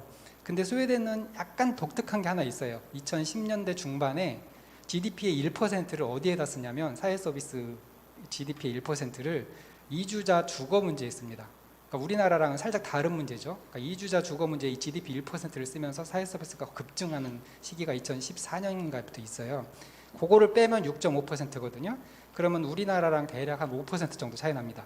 그래서 이주희 교수님이 5% 제안하시길래 이렇게 되게 잘 맞추셨다 이 생각을 들었는데, 하여튼간 맥시멈으로 그냥 우리가 흔히 생각하는 돌봄이나 등등의 사회 서비스를 지금 현재 OECD 국가에서 맥시멈으로 하는 나라랑 비교하면 5% 정도가 목표가 될 수 있겠다. 그래서 2%에서 5% 정도를 사회 서비스 지출 그러니까 목표치로 잡아볼 수 있지 않을까 뭐 이런 생각들을 해보긴 했습니다. 발표 들으면서. 그 다음에 이제 직접 공급 주체로서 공공의 책임인데, 이거는 뭐 공공이 다 하자는 얘기는 아니고 불가능하기도 하고요. 저는 균형이 중요하다고 생각합니다. 이제 이주희 교수님은 보육 같은 경우는 이제 50% 말씀을 하셨던 것 같고, 어쨌거나 공공과 민간의 어떤 웰페어 믹스라는 것도 현재 기반에서 무시할 수 없는 수준이고, 일반적으로 뭐 국공립 보육시설 30%, 그다음에 뭐 국공립 의료시설 30% 이런 것들이 역사적으로 좀 한국에서 이야기가 되어 왔었던 것 같습니다. 어쨌거나 균형이 필요하다. 그런 측면에서 지금 한국의 정부가 사회서비스 공급자로서의 역할에서 상당히 방기하고 있는 부분이 있는데, 이걸 끌어올리는 게 필요하다라는 입장에 대해서도 기본소득 로드맵에서도 동의를 하고 있는 측면이 있다. 그 다음에 공공주체들의 책임성의 문제인데, 뭐 장기요양이나 이런 부분들을 국가가 상당히 책임성을 가지고 개입하고 있지만, 저도 뭐 전공이 아니라 잘은 모르지만 질적인 측면에서 충분한가, 이 부분에 대한 문제 제기가 많은 것 같습니다. 이런 것들에 대한 질적 개혁, 이 세 가지가 필요하다. 재정, 그다음에 공급 주체, 그다음에 그 서비스의 내용. 근데 이제 그 구체적인 내용은 사실은 뭐 저희들이 다 담아내기는 어렵고요. 이제 기존의 사회 서비스 전공하시는 분들이 그러니까 사회 서비스만 바라보지 마시고, 이제 기본 소득과 사회 서비스를 같이 아울렀을 때 이런 것들이 어떻게 잘 상호 보완적일 수 있을 것인가를 고민해 주셨으면 좋겠다는 생각을 합니다. 물론 이제 기본소득 주장하는 사람들도 이 사회 서비스와 어떻게 이제 결합할 것인가에 대해서 고민을 할 때가 됐다. 지금까지는 기본소득을 알리고 확장시키는데 되게 집중했고, 그것의 결과물이 이제 로드맵이었다면, 이제 앞으로는 이제 기본소득이 하나의 제도로서가 아니고 한국 복지국가, 복지체제를 구성하는 하나의 도구로서 사회 서비스가 어떻게 결합될지, 그런 논의가 이제 필요하고, 이제 오늘이 이제 그거의 출발점이다라고 저는 생각을 하고 있습니다. 제 이야기는 이 정도 마치고요. 짧게 그냥 제 질문이 되게 추상적인 우문일 것 같긴 하지만 선생님들의 현답을 기대해 보겠습니다. 이선우 선생님부터. 네. 그러니까 재정 생각하지 말고 어떤 사회, 그러니까 이제 그 이상적인 결합이냐. 저는 그러니까 지금 스웨덴이라는 나라가 사실 기본소득을 도입한 나라가 아니잖아요. 기본소득을 도입하지 않았는데 이주희 교수님께서 굉장히 그러니까 대표적으로 잘하는 것으로 이제 표현을 해주셨는데, 사실은 많은 사회복지학자들이 스웨덴을 대표적으로 우리가 추구해야 할 방향이라고 생각을 하거든요. 아마 백승호 교수님도 사회복지학자이시니까 동의를 하실 텐데, 실질적으로 그런데 이제 거기에서 그 중요한 것이 당연히 소득 보장이 이루어진 소득 보장이 어느 정도 갖춰진 상태에서 사회 서비스가 보편적으로 이제 제공이 되고 있죠. 그런데 사실은 최근에 들어와서, 그러니까 스웨덴의 사회복지가 사실은 국가가 공급 주체로서의 역할이 상당히 감소했다는 얘기를 듣고 있습니다. 뭐 아시겠지만, 그래서 지금 이 시대, 이 소위 신자유주의 시대에서는 국가가 그렇게 역할을 하는 것이 쉽지는 않겠다라는 생각은 들고요. 저도 많은 사회복지 학자들처럼 스웨덴 방향으로 가야지 된다라고 생각을 하면서도, 구체적으로 과연 그러면은 국가의 역할을 어떻게 설정할 것인가에 대해서 저도 조금 고민이 되는데, 지금 좀 전에 백승호 교수님께서 이 공공성이라는 것에서 직접 공급 주체의 역할을 얘기를 하셨거든요. 그리고 이주희 교수님께서는 아까 보육시설을 50%를 이제 공공이라고 얘기를 하셨는데, 그때 이제 제가 드는 걱정은, 지금도 사실은 국공립 보육시설 중에서요, 국공립이라고 하는데 직접 지자체나 아니면은 중앙정부가 운영을 하는 것이 아니라 민간에다가 위탁을 하거든요. 최근에 아마 다들 아실 거예요. 사회서비스원법이 통과되면서 사회서비스원이 지금 시범적으로 운영이 이제 여러 시도에서 운영이 되고 있는데요. 사회서비스원이 그러면 국가가 직접 운영하는 거느냐? 아니에요. 아닌 것 같아요. 제가 생각을 하기엔. 왜냐하면 제가 이제 인제대학교가 그 경남에 위치해 있는데요. 저기 강원도 아니라 경남에 위치해 있는데, 경상남도 사회서비스원이요, 거기에서 제가 알기로는 7급 공무원이 파견을 나와서 일을 하고 있는데 어떻게 보면 원장보다 더 힘이 센 것 같은 느낌이 들 때가 많아요. 그러니까 그러면 그 국가가 운영을 하겠다고 나서면 그럼 좋다. 차라리 공무원으로 만들어서 운영을 해라. 이럴 거면. 그렇지 않은 상태에서 국가가 운영을 한다고 하면서 국가가 운영을 하는 것처럼 보이지만 실질적으로 간섭은 하면서 제대로 하지 못하게끔 하는, 그러니까 소위 종사자들의 인건비는 좀 높여줄 수 있지만 그 외에 다른 것에서는 제대로 하지 못하는 이런 것이 과연 공공성인가? 라는 생각이 드는 거죠. 스웨덴 같은 경우는 실제로 공무원들이었어요. 공무원들. 거기 그 공공에서 하는 것들이 공무원들이었거든요. 다만 우리나라의 공무원하고는 다르죠. 우리나라의 공무원은 헌법에 나와 있잖아요. 헌법에도 공무원들은 이제 계속 평생 일할 수 있는 그런 방식으로 구성이 돼 있는 반면에 그 스웨덴 같은 경우는 약간 좀 차이가 나더라고. 그러니까 우리가 어떻게 보면, 그러니까 저 같은 경우에 사회서비스원, 그러니까 원래 이제 사회서비스 공단 뭐 이렇게 하다가 사회서비스원으로 이제 진행이 되면서 이제 운영이 되는 걸 옆에서 보면 이게 걱정이 돼요. 그러니까 과연 공공이라고 하는, 공공성을 높인다고 하는 것이 오히려 더 공공성을 훼손하는 것은 아닌가라는 그런 걱정도 때론 들 때가 있어요. 죄송한데 그러면은 나중에 좀 질문에 대한 말씀은 다 이해를 했으니까 그 나중에 답변을 한번 생각해 주시면, 그러면 답은 뭔가? 만약에 그렇다면 답은 뭔가? 공공 사회서비스원에서도 그런 문제가 있다면 한국 사회에서의 해결책은 있는가? 이거에 대해서 말씀을 좀 나중에 해주시면 좋을 것 같고요. 이주희 교수님 부탁드립니다. 예.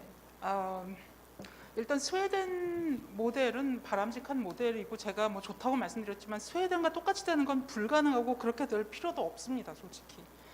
거기는 그 산업화 초기에 그 노동조합하고 사용자 단체하고 타협을 맺었고, 그 국가가 그들이 타협을 맺은 대신 우리가 완전고용 복지국가를 만들어주겠다 해서 그때부터 만들어진 복지국가고, 우리는 지금 4차 산업혁명의 와중에 개인 위장된 자영업자도 너무 많고 플랫폼 노동자도 너무 많고 고용 형태가 그 정규직 고용의 형태를 너무 많이 벗어나고 있기 때문에 자영업자도 많고요.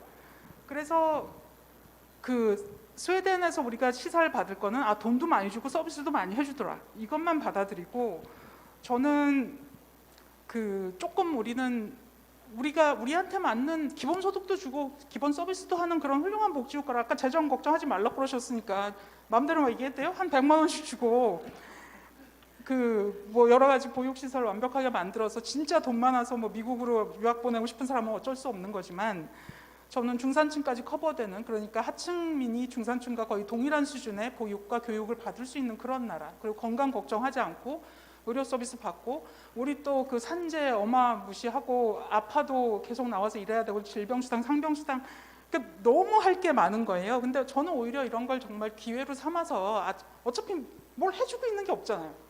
해주고 있는 게 없으면 처음부터 그 좋은 방향으로 틀어가지고, 저는 기본 서비스 현금 지원 너무 좋고요.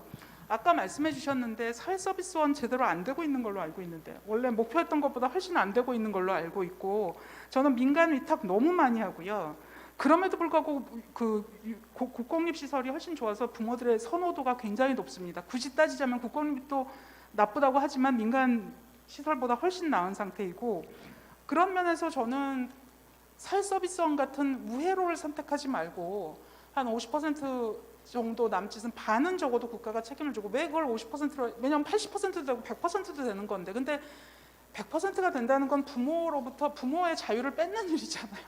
그러니까 자기는 뭐 어디 특별한 뭐 기독교 유아원에 보내고 싶다, 뭐 이런 그런 여러 가지 일이 있기 때문에 그 정도 여지는 두고, 공공시설은 지금 국가가 책임을 가지면서 그 딜리버리 시스템 자체, 아까 그거는 되게 이상적인 일이긴 했는데, 저는 이용자가, 시민으로서의 이용자가 어떻게 인풋을 넣을 수 있는가 하는 그걸 좀 고민을 좀 해주셨으면 하는 생각이 들었습니다. 그리고 스웨덴의 그 공공복지에서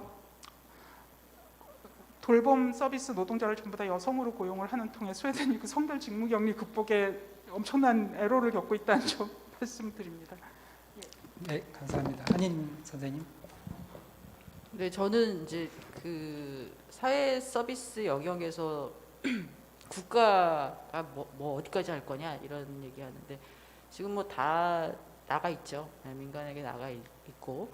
그래서 근데 이제 이게 업종마다 약간씩 다른데 예를 들면 저는 대표적으로 두 가지를 최근에 보고 있는데 하나는 이제 요양 서비스, 노인 장기 요양 서비스이고 또 하나는 어린이집이에요. 근데 이렇게 보니 어린이집에서 원장들의 이 행태는 너무나 심각하죠. 그리고 요양 서비스에서 이 해당 기관의 관리자급이라고 하는 뭐 병원장, 그 요양기관장, 의사인데 뭐 이런 사람들도 되게 문제가 많고 그러면 근데 문제 핵심은 여기에 국가 재정이 투여가 된다는 거예요. 그러니까 본인 부담도 일부 있지만 결국 국가 재정이 상당 부분 투입이 되고 있고 어린이집 같은 경우는 거의 100%죠. 지방정부든 중앙정부든. 근데 이게 지금 규제가 안 되는 게 이게 사적 그 자본 비슷하게 이제 들어와 있는 구조이고 이게 민간 위탁이 된 거죠. 이거는 굉장히 모순적이고 심각한 문제를 갖고 있습니다. 여기서 또 발생하는 게 이 사람들의 착복이라고 하는 문제도 있지만 이 내부에서 또 노사관계의 문제가 있어요. 그래서 저는 이 두 가지 영역에서만 보자면 단일합니다. 그러니까 요양기관은 요양보호사가 주력이에요. 그리고 어린이집은 보육교사가 주력입니다. 그래서 이 사람들만이라도 국가가 고용을 하고 파견하는 방식으로 어린이집에 파견하고 요양기관에 파견하는 방식으로 국가가 노동시장을 재편하고 그러면 이 사람들이 이제 국가에서 파견된 노동자들이기 때문에 원장이나 요양원장의 눈치를 볼 필요가 없어요. 어린이집 원장이나. 그리고 이들이 하는 행태에 대해서 내부 고발이 가능한 구조가 됩니다. 그래서 견제가 가능하죠.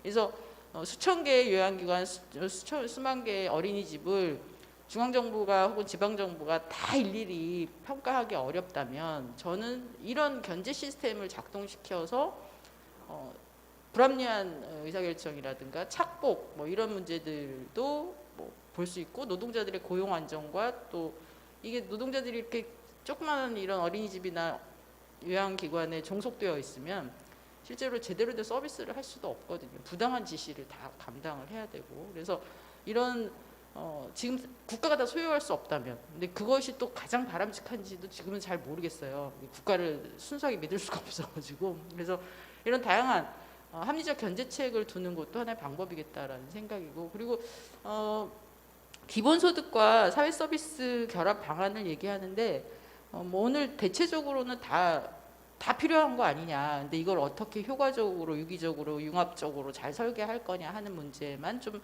남아있는 것 같고 지속적인 고민이 필요한 영역인 것 같습니다. 네. 네, 감사합니다. 제 우문인데 현답들을 해주신 것 같아서 감사드리고요. 돌봄교사라든지 요양보호사 고용만이라도 국가가 해서 파견하자. 되게 재밌고 흥미롭고 신선한 아이디어인 것 같습니다. 일종의 일자리 보장제의 변형판일 것 같다는 생각도 들고요. 뭐 제가 계속 뭐 주도적인 역할을 하기보다 혹시 선생님들께서 이 얘기를 좀 한번 꼭 하나 아이템 정도 해보고 싶다 이런 게 있으시면 혹시 던져주실 분 있으실까요? 혹시 플로어나 질문은 없는? 네, 그거는 패널 좀 이야기 좀 하고 하겠습니다. 혹시 없으실까요? 네. 아까 이제 제가 국가의 역할이 무엇인가에 대한 말씀을 드렸었는데요. 사실은 이제 뭐 많은 분들이 동의를 하시겠지만 우리가 이제 사실 민간 비영리 쪽 시장도 사실 믿기가 조금 어렵고 그리고 국가에 대한 불신도 사실 저 같은 경우도 좀 있거든요. 그런 상황에서 저희 사회적 경제 조직에 대한 조직의 역할은 특히 사회 서비스와 관련돼서 어떻게 해서 좀 설정을 하면 좋을까에 대한 그런 좀 질문을 좀 드리고 싶습니다.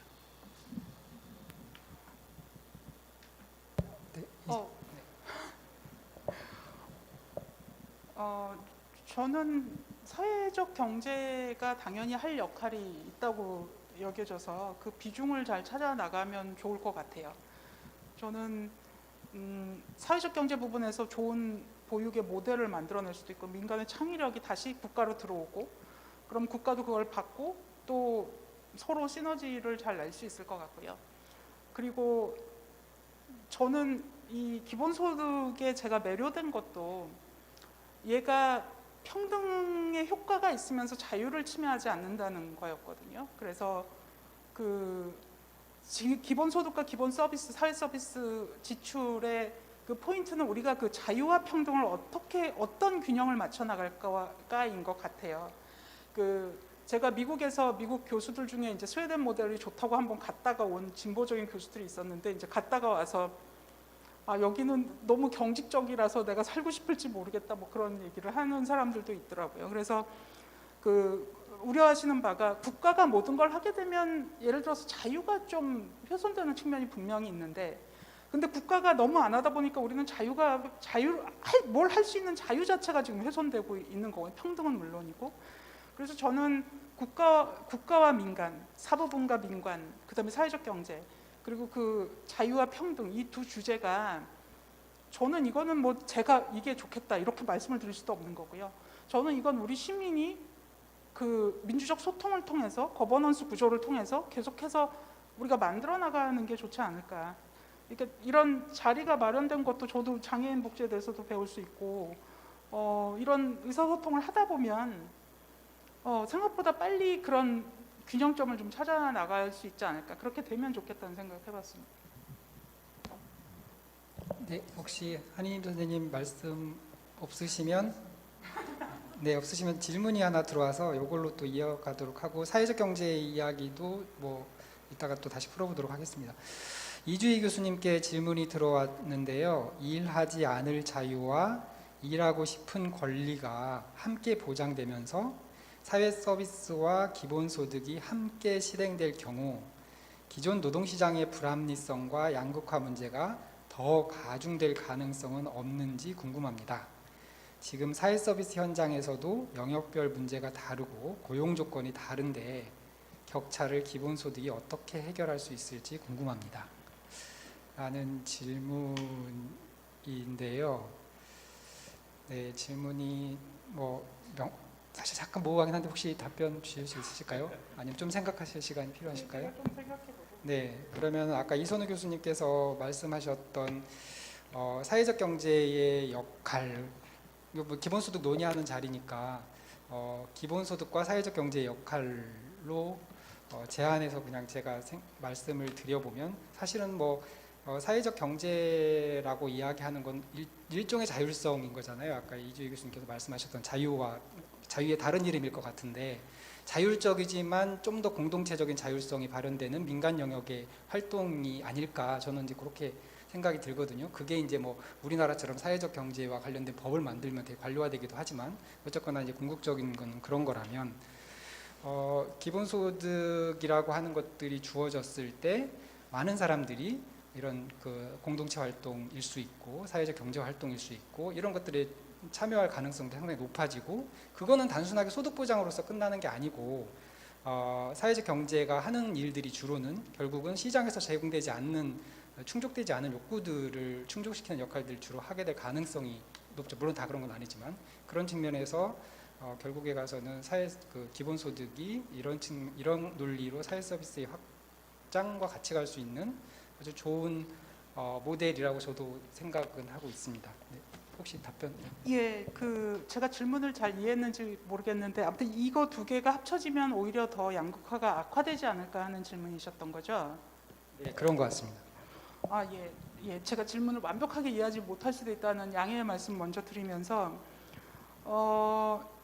우리가 기본소득에 대해서 반대하는 가장 중요한 이유가 이거는 그 우파 쪽에서도 반대하고 좌파 쪽에서도 반대하는데 우파에서 반대하는 이유는 따로 있지만 이제 좌파 쪽에서는 이렇게 노동을 굉장히 중시하는 면이 있고 이제 모든 사람이 기여한다고 생각하는 그런 생각이 있기 때문인데 지금 그래서 왜 일하지 않게 내버려 놔두냐 뭐 이런 거에 대해서 비판이 많죠. 근데 실제로 지금 불로소득이나 재산이 많은 사람들은 아직 일하지 않을 자유를 무궁무진하게 누리고 있거든요. 그래서 그 자유를 돈을 안 가진 사람한테도 줄 수 있는 게 기본소득이라고 여겨지고요. 물론 기본소득의 수준이 얼마냐는 질문으로 남습니다. 부분 기본소득 가지고 먹고 살 수 있는 사람은 없으니까 그 고민이 들지만 만일 지금 상정할 수 있는 게 우리가 그래도 웬만큼은 최소한도의 생계가 보장되는 그런 기본소득을 준다고 했을 때 저는 노동시장에 적절한 일자리가 없을 때 일하지 않을 자유는 노동자의 그 교섭력을 높여주는 역할을 할 수밖에 없거든요. 그러니까 지금 내가 돈이 없으면 나가서 어떤 일이라도 테이크해서 뭐 사용자의 어떤 무리한 요구도 다 들어줘야 되지만 적어도 내가 그 일을 안 하더라도 먹고 살 수는 있다. 그러면 그런 무리한 요구를 거부할 수 있는 거고 그렇게 되면 그 돈 없는 사람들도 일하지 않을 자유를 누리면서 일의 그 질을 높일 수 있다고 생각을 하고요. 일할 수 있는 자유는 아까 저기 취약계층이라고 표현하셨는데 장애인, 여성, 뭐 특별한 문제가 있는 사람들, 그리고 가족에 대한 뭐 그 부양 혹은 질병 그런 것 때문에 돌봄 때문에 일을 못 할 수 있는 사람들한테 예를 들어서 사회 서비스가 제대로 제공이 된다면 일을 할 수 있게 될 것 같은데. 그래서 저는 좋은 제도 같은데 아마 제가 설명을 잘 못 드렸거나 그럴 수 있을 것 같습니다. 네, 질문이 갑자기 딱 올라왔습니다. 지금은 일할 수 있는 자유가 없나요? 뭐 사실은 그게 yes or no로 말씀드리는 건 아니니까. 근데 일할 수 있는 자유가 없죠. 왜냐하면 적절한 일자리가 없고 그 아동을 돌보느라고 혹은 집에 환자를 돌보느라고 일을 할 수 없는 사람들이 너무 많은 거 아닌가요? 네. 일할 수 있는 자유가 있나요 지금? 자유에 대한 해석이 살짝 다른 것 같습니다. 일자리들이 있으면 가서 하면 되는데 너 왜 안 해? 라고 얘기할 때 이거를 자유냐라고 보는 사람도 있고 자유가 아니라고 보는 사람도 있고 뭐 그런 차이일 것 같긴 한데요. 뭐 그렇게 딱 이분법적으로 갈라지는 문제는 아닌 것 같고 이주희 교수님께서 주로 말씀하시는 거는 실질적으로 우리가 일을 하고 있지만 그게 우리가 일할 수 있는 자유로운 선택에 의한 일이냐 그렇지 않을 수 있지 않냐 뭐 이런 말씀을 하신 것 같고 이제 이런 기본소득이나 사회서비스가 고용주와 노동자의 연결고리를 끊는 그런 과정을 통해서 협상력을 강화시키고 그것들이 결국에 가서는 노동자들의 불안정한 노동 현실을 해결하는 어떤 역할을 할 수 있다라는 말씀을 하시는 것 같고 아까 한희님 선생님께서 말씀하신 사실은 고용만이라도 국가가 해서 해라라는 얘기는 그 작업장에서의 고용주와 고용된 노동자의 직접적인 관계가 해체되는 거거든요. 그런 것들을 통해서 협상력을 강화하는 말씀들을 하시는 것 같습니다. 네, 질문은 그러면 좀 더 다른 나중에 모아서 다시 말씀을 드리도록 하고요. 혹시 사회적 경제와 관련해서 이선 선생님께서 문제 제기해 주셨던 것 중에 혹시 뭐 이렇게 더 추가로 말씀하실 선생님들의 생각이 있으실까요? 아니면 그냥 논의해보자 이 정도였을까요? 제가 그 말씀을 드렸던 이유는 그러니까 저 같은 경우에는 이제 그 사회적 경제 조직이 국가 못지 않게 아니면 정부보다 더 나은 역할을 사회 서비스 특히 사회 서비스 공급에 있어서 제공에 있어서 제공기관으로서 더 나은 역할을 할 수 있다고 이제 생각을 하기 때문인데요. 한편으로는 그러면서도 사실은 어떻게 보면 지금 많은 사회복지 기관들이 사회복지 법인이라는 자격으로서 이제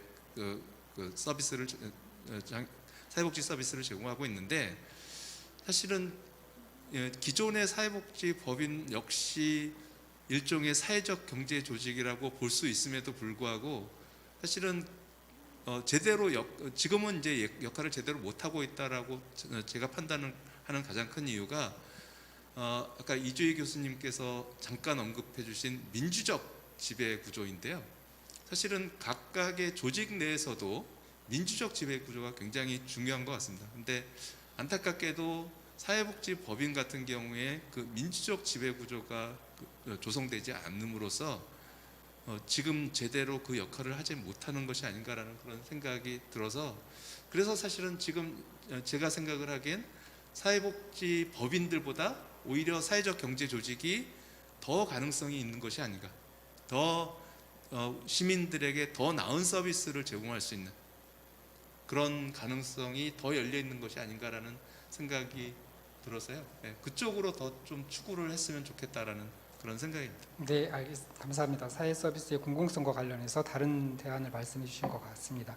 혹시 플로어에서 질문이나 예, 이지은 선생님 어떻게 마이크? 네, 안녕하세요. 저는 이지은이라고 합니다.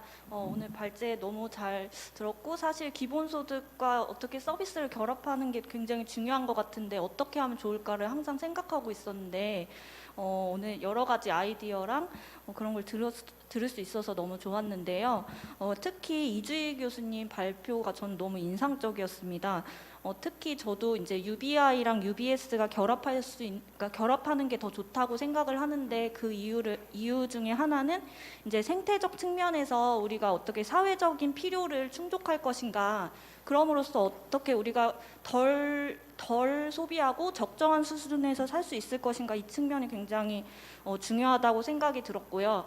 그리고 특히 돌봄 측면에서 기본소득이 저는 중요하다고 보는 게 관계의 변화를 좀 만들어낼 수 있다고 봤거든요. 근데 최근에 제가 인터뷰한 청년 친구의 얘기가 좀 생각이 났는데 이제 이번에 전국민 재난지원금을 받고 나서 그러니까 뭐 여러 가지 이제 뭐 일자리를 또 그 당시에 얻었던 그런 요소도 있었겠지만 내가 연애를 할 수 있었다라는 얘기를 했거든요. 그러니까 누군가를 돌보고 사랑할 수 있는 어떤 여유가 생겼다라는 측면에서 기본소득이 어떤 돌봄의 어떤 그런 감각들을 익힐 수 있는 기초가 될 수 있지 않을까 이런 생각이 들었습니다. 근데 이제 여러 가지 이제 서비스 측면에서 굉장히 이런 어떻게 보면 돌봄 서비스 이런 게 굉장히 이렇게 붕뜬 단어들처럼 느껴질 때가 있거든요. 근데 그게 어떻게 지역이라는 장소 안에서 우리가 만들어 나갈 것인가 이런 고민을 좀 더 해야 될 것 같은데 여기 계신 선생님들께서 혹시 지역 단위의 어떤 돌봄이라든지 혹은 뭐 그런 사례가 있으면 조금 공유를 해주시면 좋을 것 같고요. 그래서 아까 말씀해주신 그 국가 단위 공급뿐만이 아니라 그 지역 안에 있는 사회적 경제라든지 협동조합이라든지 이런 것과 어떻게 연결될 수 있을까? 이런 측면이 조금 좀 궁금하기도 하고요. 막 갑자기 떨리네요. 네, 그 다음에 마지막으로는 그 기본소득과 기본 서비스의 선순환 관계의 측면에서 생각해 볼 수 있는 게 이주희 선생님께서 말씀해 주셨듯이 어떤 주택이라든지 의료가 제공되면 기본소득의 지급 수준이 좀 줄어들어도 괜찮을 것 같거든요. 그래서 주택이 만약에 공급이 된다면 기본소득의 수준이 좀 줄어들 수도 있을 것 같고 그래서 이제 약간 선순환 관계를 형성할 수 있다고 생각이 들었어요. 그래서 어떻게 지역 단위에서 우리가 이런 걸 그러니까 서비스를 생각할 수 있는지에 대해서 선생님들의 의견이 궁금합니다. 감사합니다. 예, 그냥 저 잠깐만 다른 선생님들도 아마 좋은 의견 있으실 거고요. 퀘벡의 사회적 경제가 굉장히 특징적입니다. 거기는 정부가 돈을 대고요. 그 부모가 그러니까 자원봉사하는 부모랑 정부의 최저임금 이상의 좋은 급여를 받는 노동자가 합쳐서 그 육아 협동조합을 만들어서 지역에서 서비스를 하거든요. 그러니까 정부가 돈을 대면서 어떤 면에서 민관 시너지가 날 수 있는 사회적 경제의 대표적인 모델이어서 저는 부모도 근데 또 자원봉사 하려면 시간이 있어야 되니까 또 기본소득을 받아야지 이런 시간을 낼 수 있는 거겠죠. 그래서 저는 그런 모델이 그러니까 저는 근데 이제 퀘벡은 그 사회적 경제에 전적으로 좀 많이 의존을 하는데 거기가 좀 특별한 지역이어서 근데 저는 그러니까 사회적 경제만 또 다 의존하는 것도 좀 문제가 있기 때문에 그 밸런스를 유지해 나가면 굉장히 좋을 것 같다 이런 생각을 했었습니다. 예, 그리고 두 번째 질문이 두 번째 질문이라기보다는 사실 저는 이주희 교수님의 예. 그 입장에 동의를 하는 측면에서 예, 말씀을 드렸고 그러니까 어떻게 이 지역적으로 장소성에서 우리가 고용과 돌봄과 주택과 뭐 이런 것들을 생각할 수 있을지 좀 사회복지와 네 이런 아마 더 좋은 의견이 네. 있을 점. 저는 우리나라 그 지방자치가 너무 형식적인 차원에서만 움직이지 말고 진짜 좀 자율성을 주고 그 지방 행정이 그 지방 단위에서 이런 일들을 그러니까 본인들도 제공하고 아마 자기네 지역에 적합한 걸 더 많이 발굴할 수 있을 것 같아요. 그래서 하면 좋지 않을까 하는데 제가 지방 행정 전문가도 아닌데서 지식이 바약하여 죄송합니다. 이 정도로.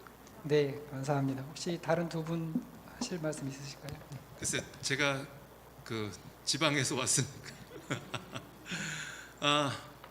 글쎄 그 사실 이제 제가 있는 그 지역뿐만 아니라 뭐 다른 이제 그 지역에 있는 학교의 교수님들 같은 경우에 사실 지방 분권 균형 발전이라는 것이 굉장히 중요한 쟁점이어서 어떤 분들은 어떤 진영이든 상관없이 균형 발전을 선거 공약으로 내놓으면 지지하겠다라고 하시는 분들도 있을 정도로 굉장히 중요한 쟁점입니다. 그 정도로 저희는 이제 저는 또 살기는 또 서울에서 살아서 거의 뭐 저기 대구시장 같은 그런 느낌이 드는데요. 그러니까 그런 식으로 정치인들이 그 지역에서 정치인을 하면서 살기는 서울에 와서 사니까 실제로 거기에 대한 관심이 좀 떨어지는 경우들이 굉장히 많이 있다는 생각이 들거든요. 근데 최근에 제가 그 서울 지역에 계시는 경제학자들과 이렇게 얘기를 나누다가 깜짝 놀란 경험이 있는데, 그러니까 이 지방이 소멸되는 걸 어떻게 막을 수 있겠냐는 겁니다. 그게 자연스러운 현상인데, 그래서 그 얘기를 듣고서 이게 인식 차이가 이렇게 크구나. 뭐 소멸되면 어떠냐? 그냥 서울 이게 서울 수도권만 살아남으면 어쨌거나 뭐 이렇게 살아서 나가면 되지. 뭐 지방이 소멸되는 게 뭐 그렇게 대수냐라는 그런 얘기를 이렇게 접하고서 어떻게 제가 반응을 해야 될지 잘 모르겠다라는 생각이 들었었거든요. 그래서 소위 그 아래에서 사는 사람들 입장에서는 사실은 생존권 같은 그런 느낌인데, 이쪽에서는 그게 시장의 자연스러운 반응인데 어떡하냐라고 얘기를 하기 때문에, 그래서 솔직히 말씀을 드려서 지금 그 집값, 이제 수도권에서 집값 걱정을 많이 하시잖아요. 근데 당연히 지방에서는 집값 걱정을 안 해야지 되는데, 갑자기 어느 날 그 서울에 투기꾼들이 몰려오면은 거기도 집값 걱정을 하는, 굉장히 그러니까 그 안에 내부에서의 욕구 때문에 그게 오르는 게 아니라 거의 돈 장난 때문에 오르는 그런 상황인데, 그런 상황에 사실은 중앙정부가 지금 굉장히 많은 권한을 행사를 하고 있는 상황이어서 지방정부가 뭐 할 수 있는 그런 영역이 굉장히 적은 그런 상황이거든요. 그래서 근본적인 변화가 좀 있어야지 될 것 같은데, 그 근본적인 변화를 안타깝게도 지금 그 대통령 후보로 대통령으로 선출될 것으로 유력하신 두 분이 그런 얘기는 전혀 안 하셔서 사실 상당히 좀 걱정이 되고 있습니다. 네. 네. 한희님 선생님 혹시 말씀을 없으시면 안 하셔도 되고요. 네, 시간이 지금 7분 정도밖에 안 남긴 했는데, 제가 이제 이 질문을 미리 던졌어야 된다는 생각이 갑자기 들긴 하는데, 이주희 교수님께서 이제 제안을 해주신 게 월 30만 원 정도에서 60조 정도는 떼서 기본소득으로 하는 안은 어떠냐라는 제안 및 질문을 주셨는데, 혹시 여기 플로어에 계신 기본소득 주장하시는 분들 중에 이 안에 대해서 어떻게 생각하시는지 말씀해 주실 분이 있으실까요?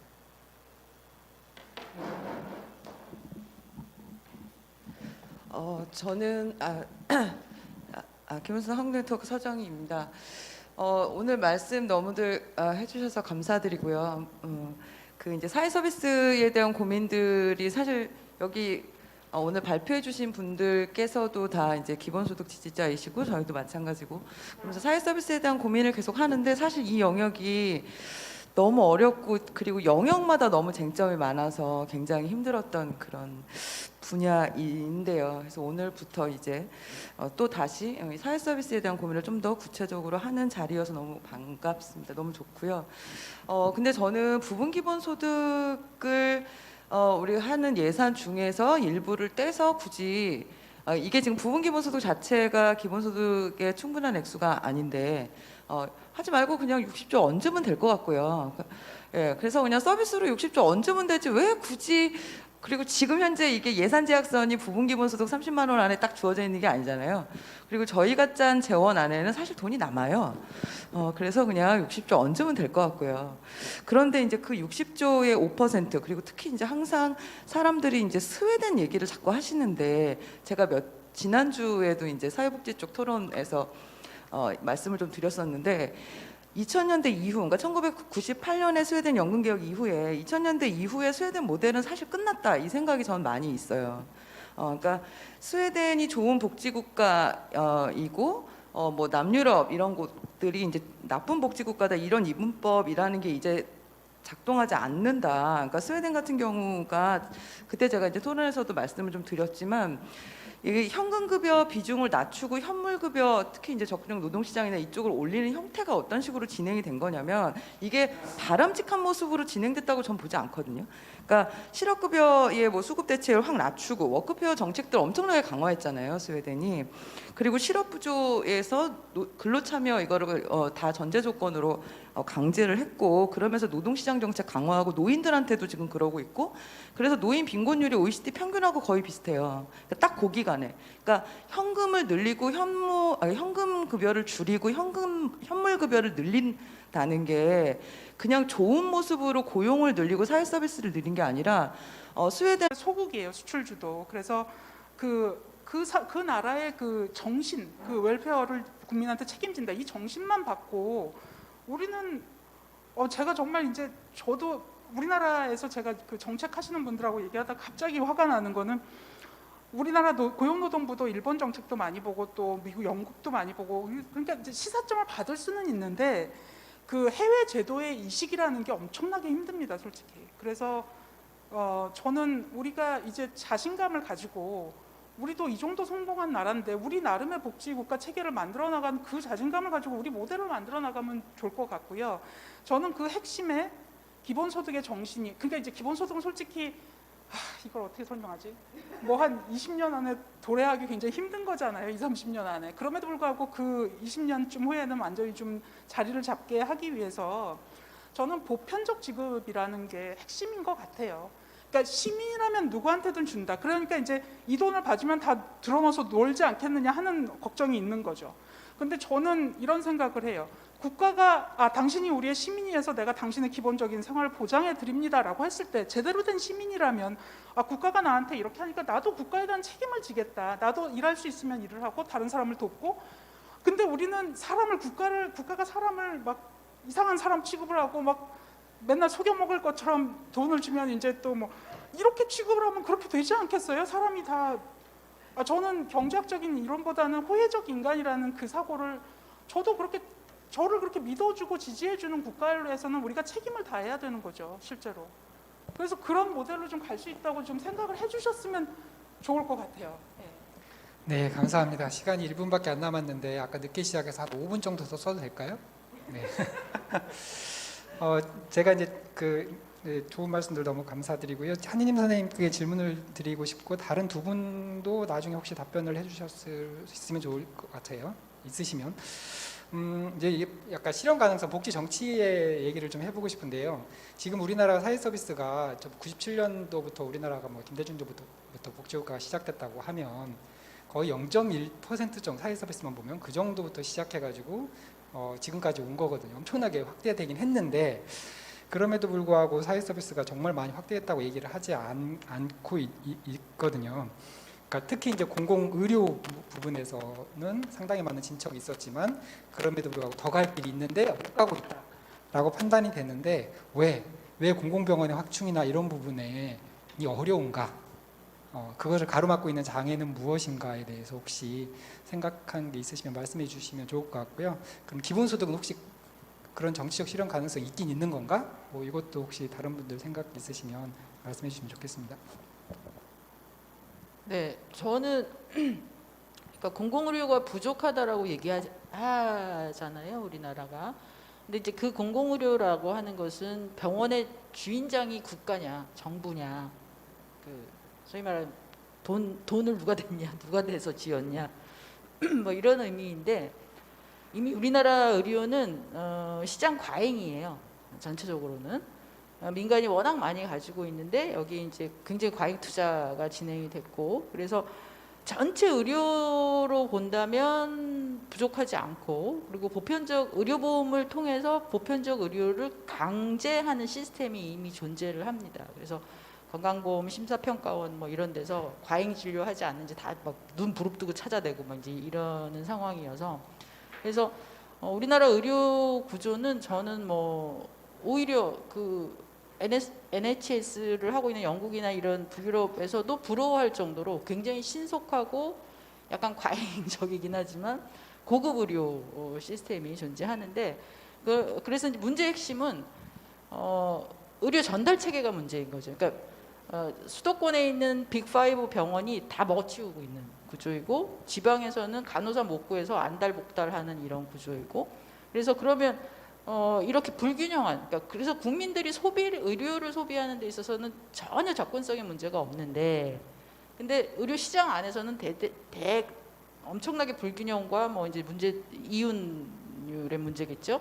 이런 문제들이 막 발생을 하고 있어요. 그리고 특히 이제 간호사들이 또 의료에서는 의사가 핵심이 아니라 사실 간호사가 또 핵심이에요. 의사는 진단만 하면 되는 건데 모든 케어는 간호사들이 하죠. 최근에 계속 간호사 자살 건이 터지는 이유는 간호사들이 거의 뭐 한 30-40%가 장롱 면허예요. 안 나와요 시장에 의료 시장에 나가면 죽는다라는 걸 알기 때문에 안 나가는 거죠. 그러면 이런 의료 인력의 핵심 의료 인력들에 대한 수급 구조가 지금 망가져 있는 것이고 그것은 이들의 근로 조건이라든가 업무 환경과 관련이 분명히 있는 것이고 이것이 또 이 양극화 의료 시장도 굉장히 양극화되어 있는데 여기에 또 문제를 유발하는 것이고 그래서 저는 공공의료는 대한민국이 아마 뭐 세계적인 수준이지 않겠냐 그게 꼭 국가가 갖고 있느냐 이제 이런 문제는 아니다라고 보고요.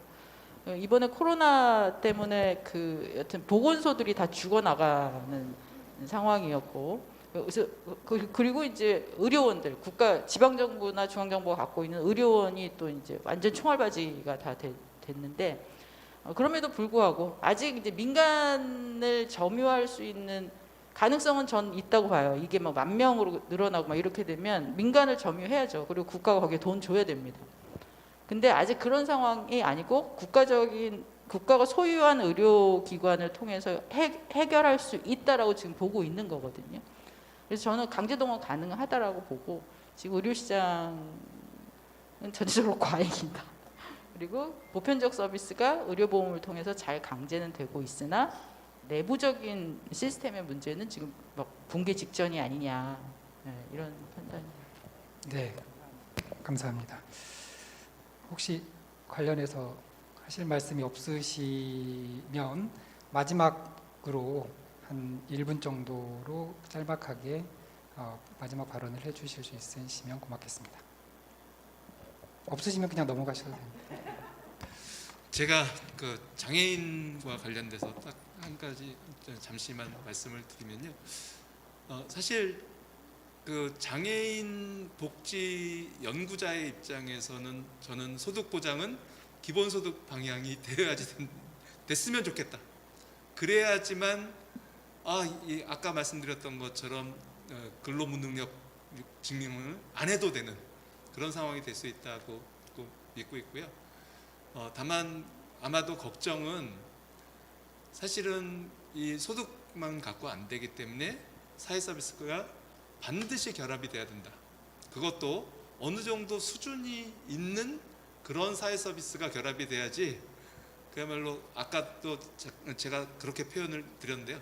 취약계층을 위한 서비스로 결합이 돼서는 안 된다라고 생각을 합니다. 네, 고맙습니다.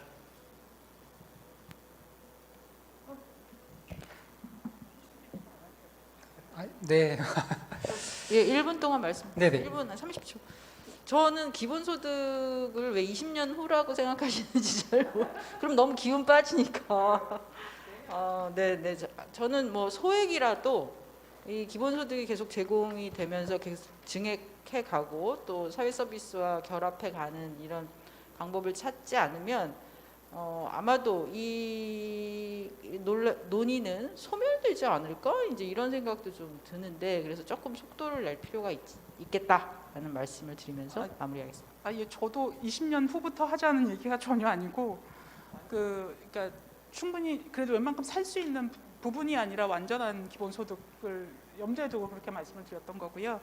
저는 이미 그 재난지원금으로부터 시작해서 또 지금 종부세 논란까지 우리가 조세를 하고 또 기본소득과 유사한 형태로 한번 기본소득은 아닙니다만 이런 경험을 한 게 굉장히 큰 의미가 있다고 생각합니다. 그래서 저는 재난지원금의 효과도 그냥 형식적으로 보는 게 아니라 진짜 한번 이걸 사람들이 어떤 정도로 활용을 하는지 뭐 이것도 국책연구기관 같은 데서 좀 연구를 해줬으면 좋겠고요. 향후 뭐 복지나 경제나 또 노동 뭐 이런 모든 면에서 굉장히 그 통합적인 시스템을 만들어가는 기초에 저는 기본소득이 있다고 생각합니다. 네, 오늘 세 분 발표와 토론 진심으로 감사드립니다. 기본소득 늘 하는 얘기 해오던 얘기지만 기본소득 하나로 모든 문제를 해결할 수 있다고 어느 누구도 저희들조차도 얘기해 본 적이 없기 때문에 한국 복지국가의 기본소득을 가지고 오는 것이 갖는 함의, 특히 오늘은 사회서비스와 관련해서 어떤 함의를 가질 수 있을지, 기본소득이 사회서비스에 어떤 영향을 미칠 수 있고 사회서비스는 또 보편적 사회서비스는 기본소득에 어떤 영향을 미칠 수 있을지를 그냥 고민해보는 출발 정도였을 것 같습니다. 아마 사회서비스 이야기가 있어서 관심을 가지고 쟤네들 뭔 얘기하나 들어오신 분들 중에는 도대체 오늘 무슨 얘기한 거야? 라고 생각해 보실 수도 있겠지만 그 시작이 반이니까 이미 반은 간 거라는 생각이 들고요. 어쨌거나 앞으로 한국 사회, 한국 복지국가가 한 단계 더 전진할 수 있는 그 과정에서 기본소득과 사회서비스가 상호 보완적으로 잘 결합될 수 있는 모델들을 서로 만들어 갈 수 있는 그런 자리들이 많이 마련됐으면 좋겠습니다. 오늘 포럼은 오늘 세션은 이것으로 마치도록 하겠습니다. 감사합니다.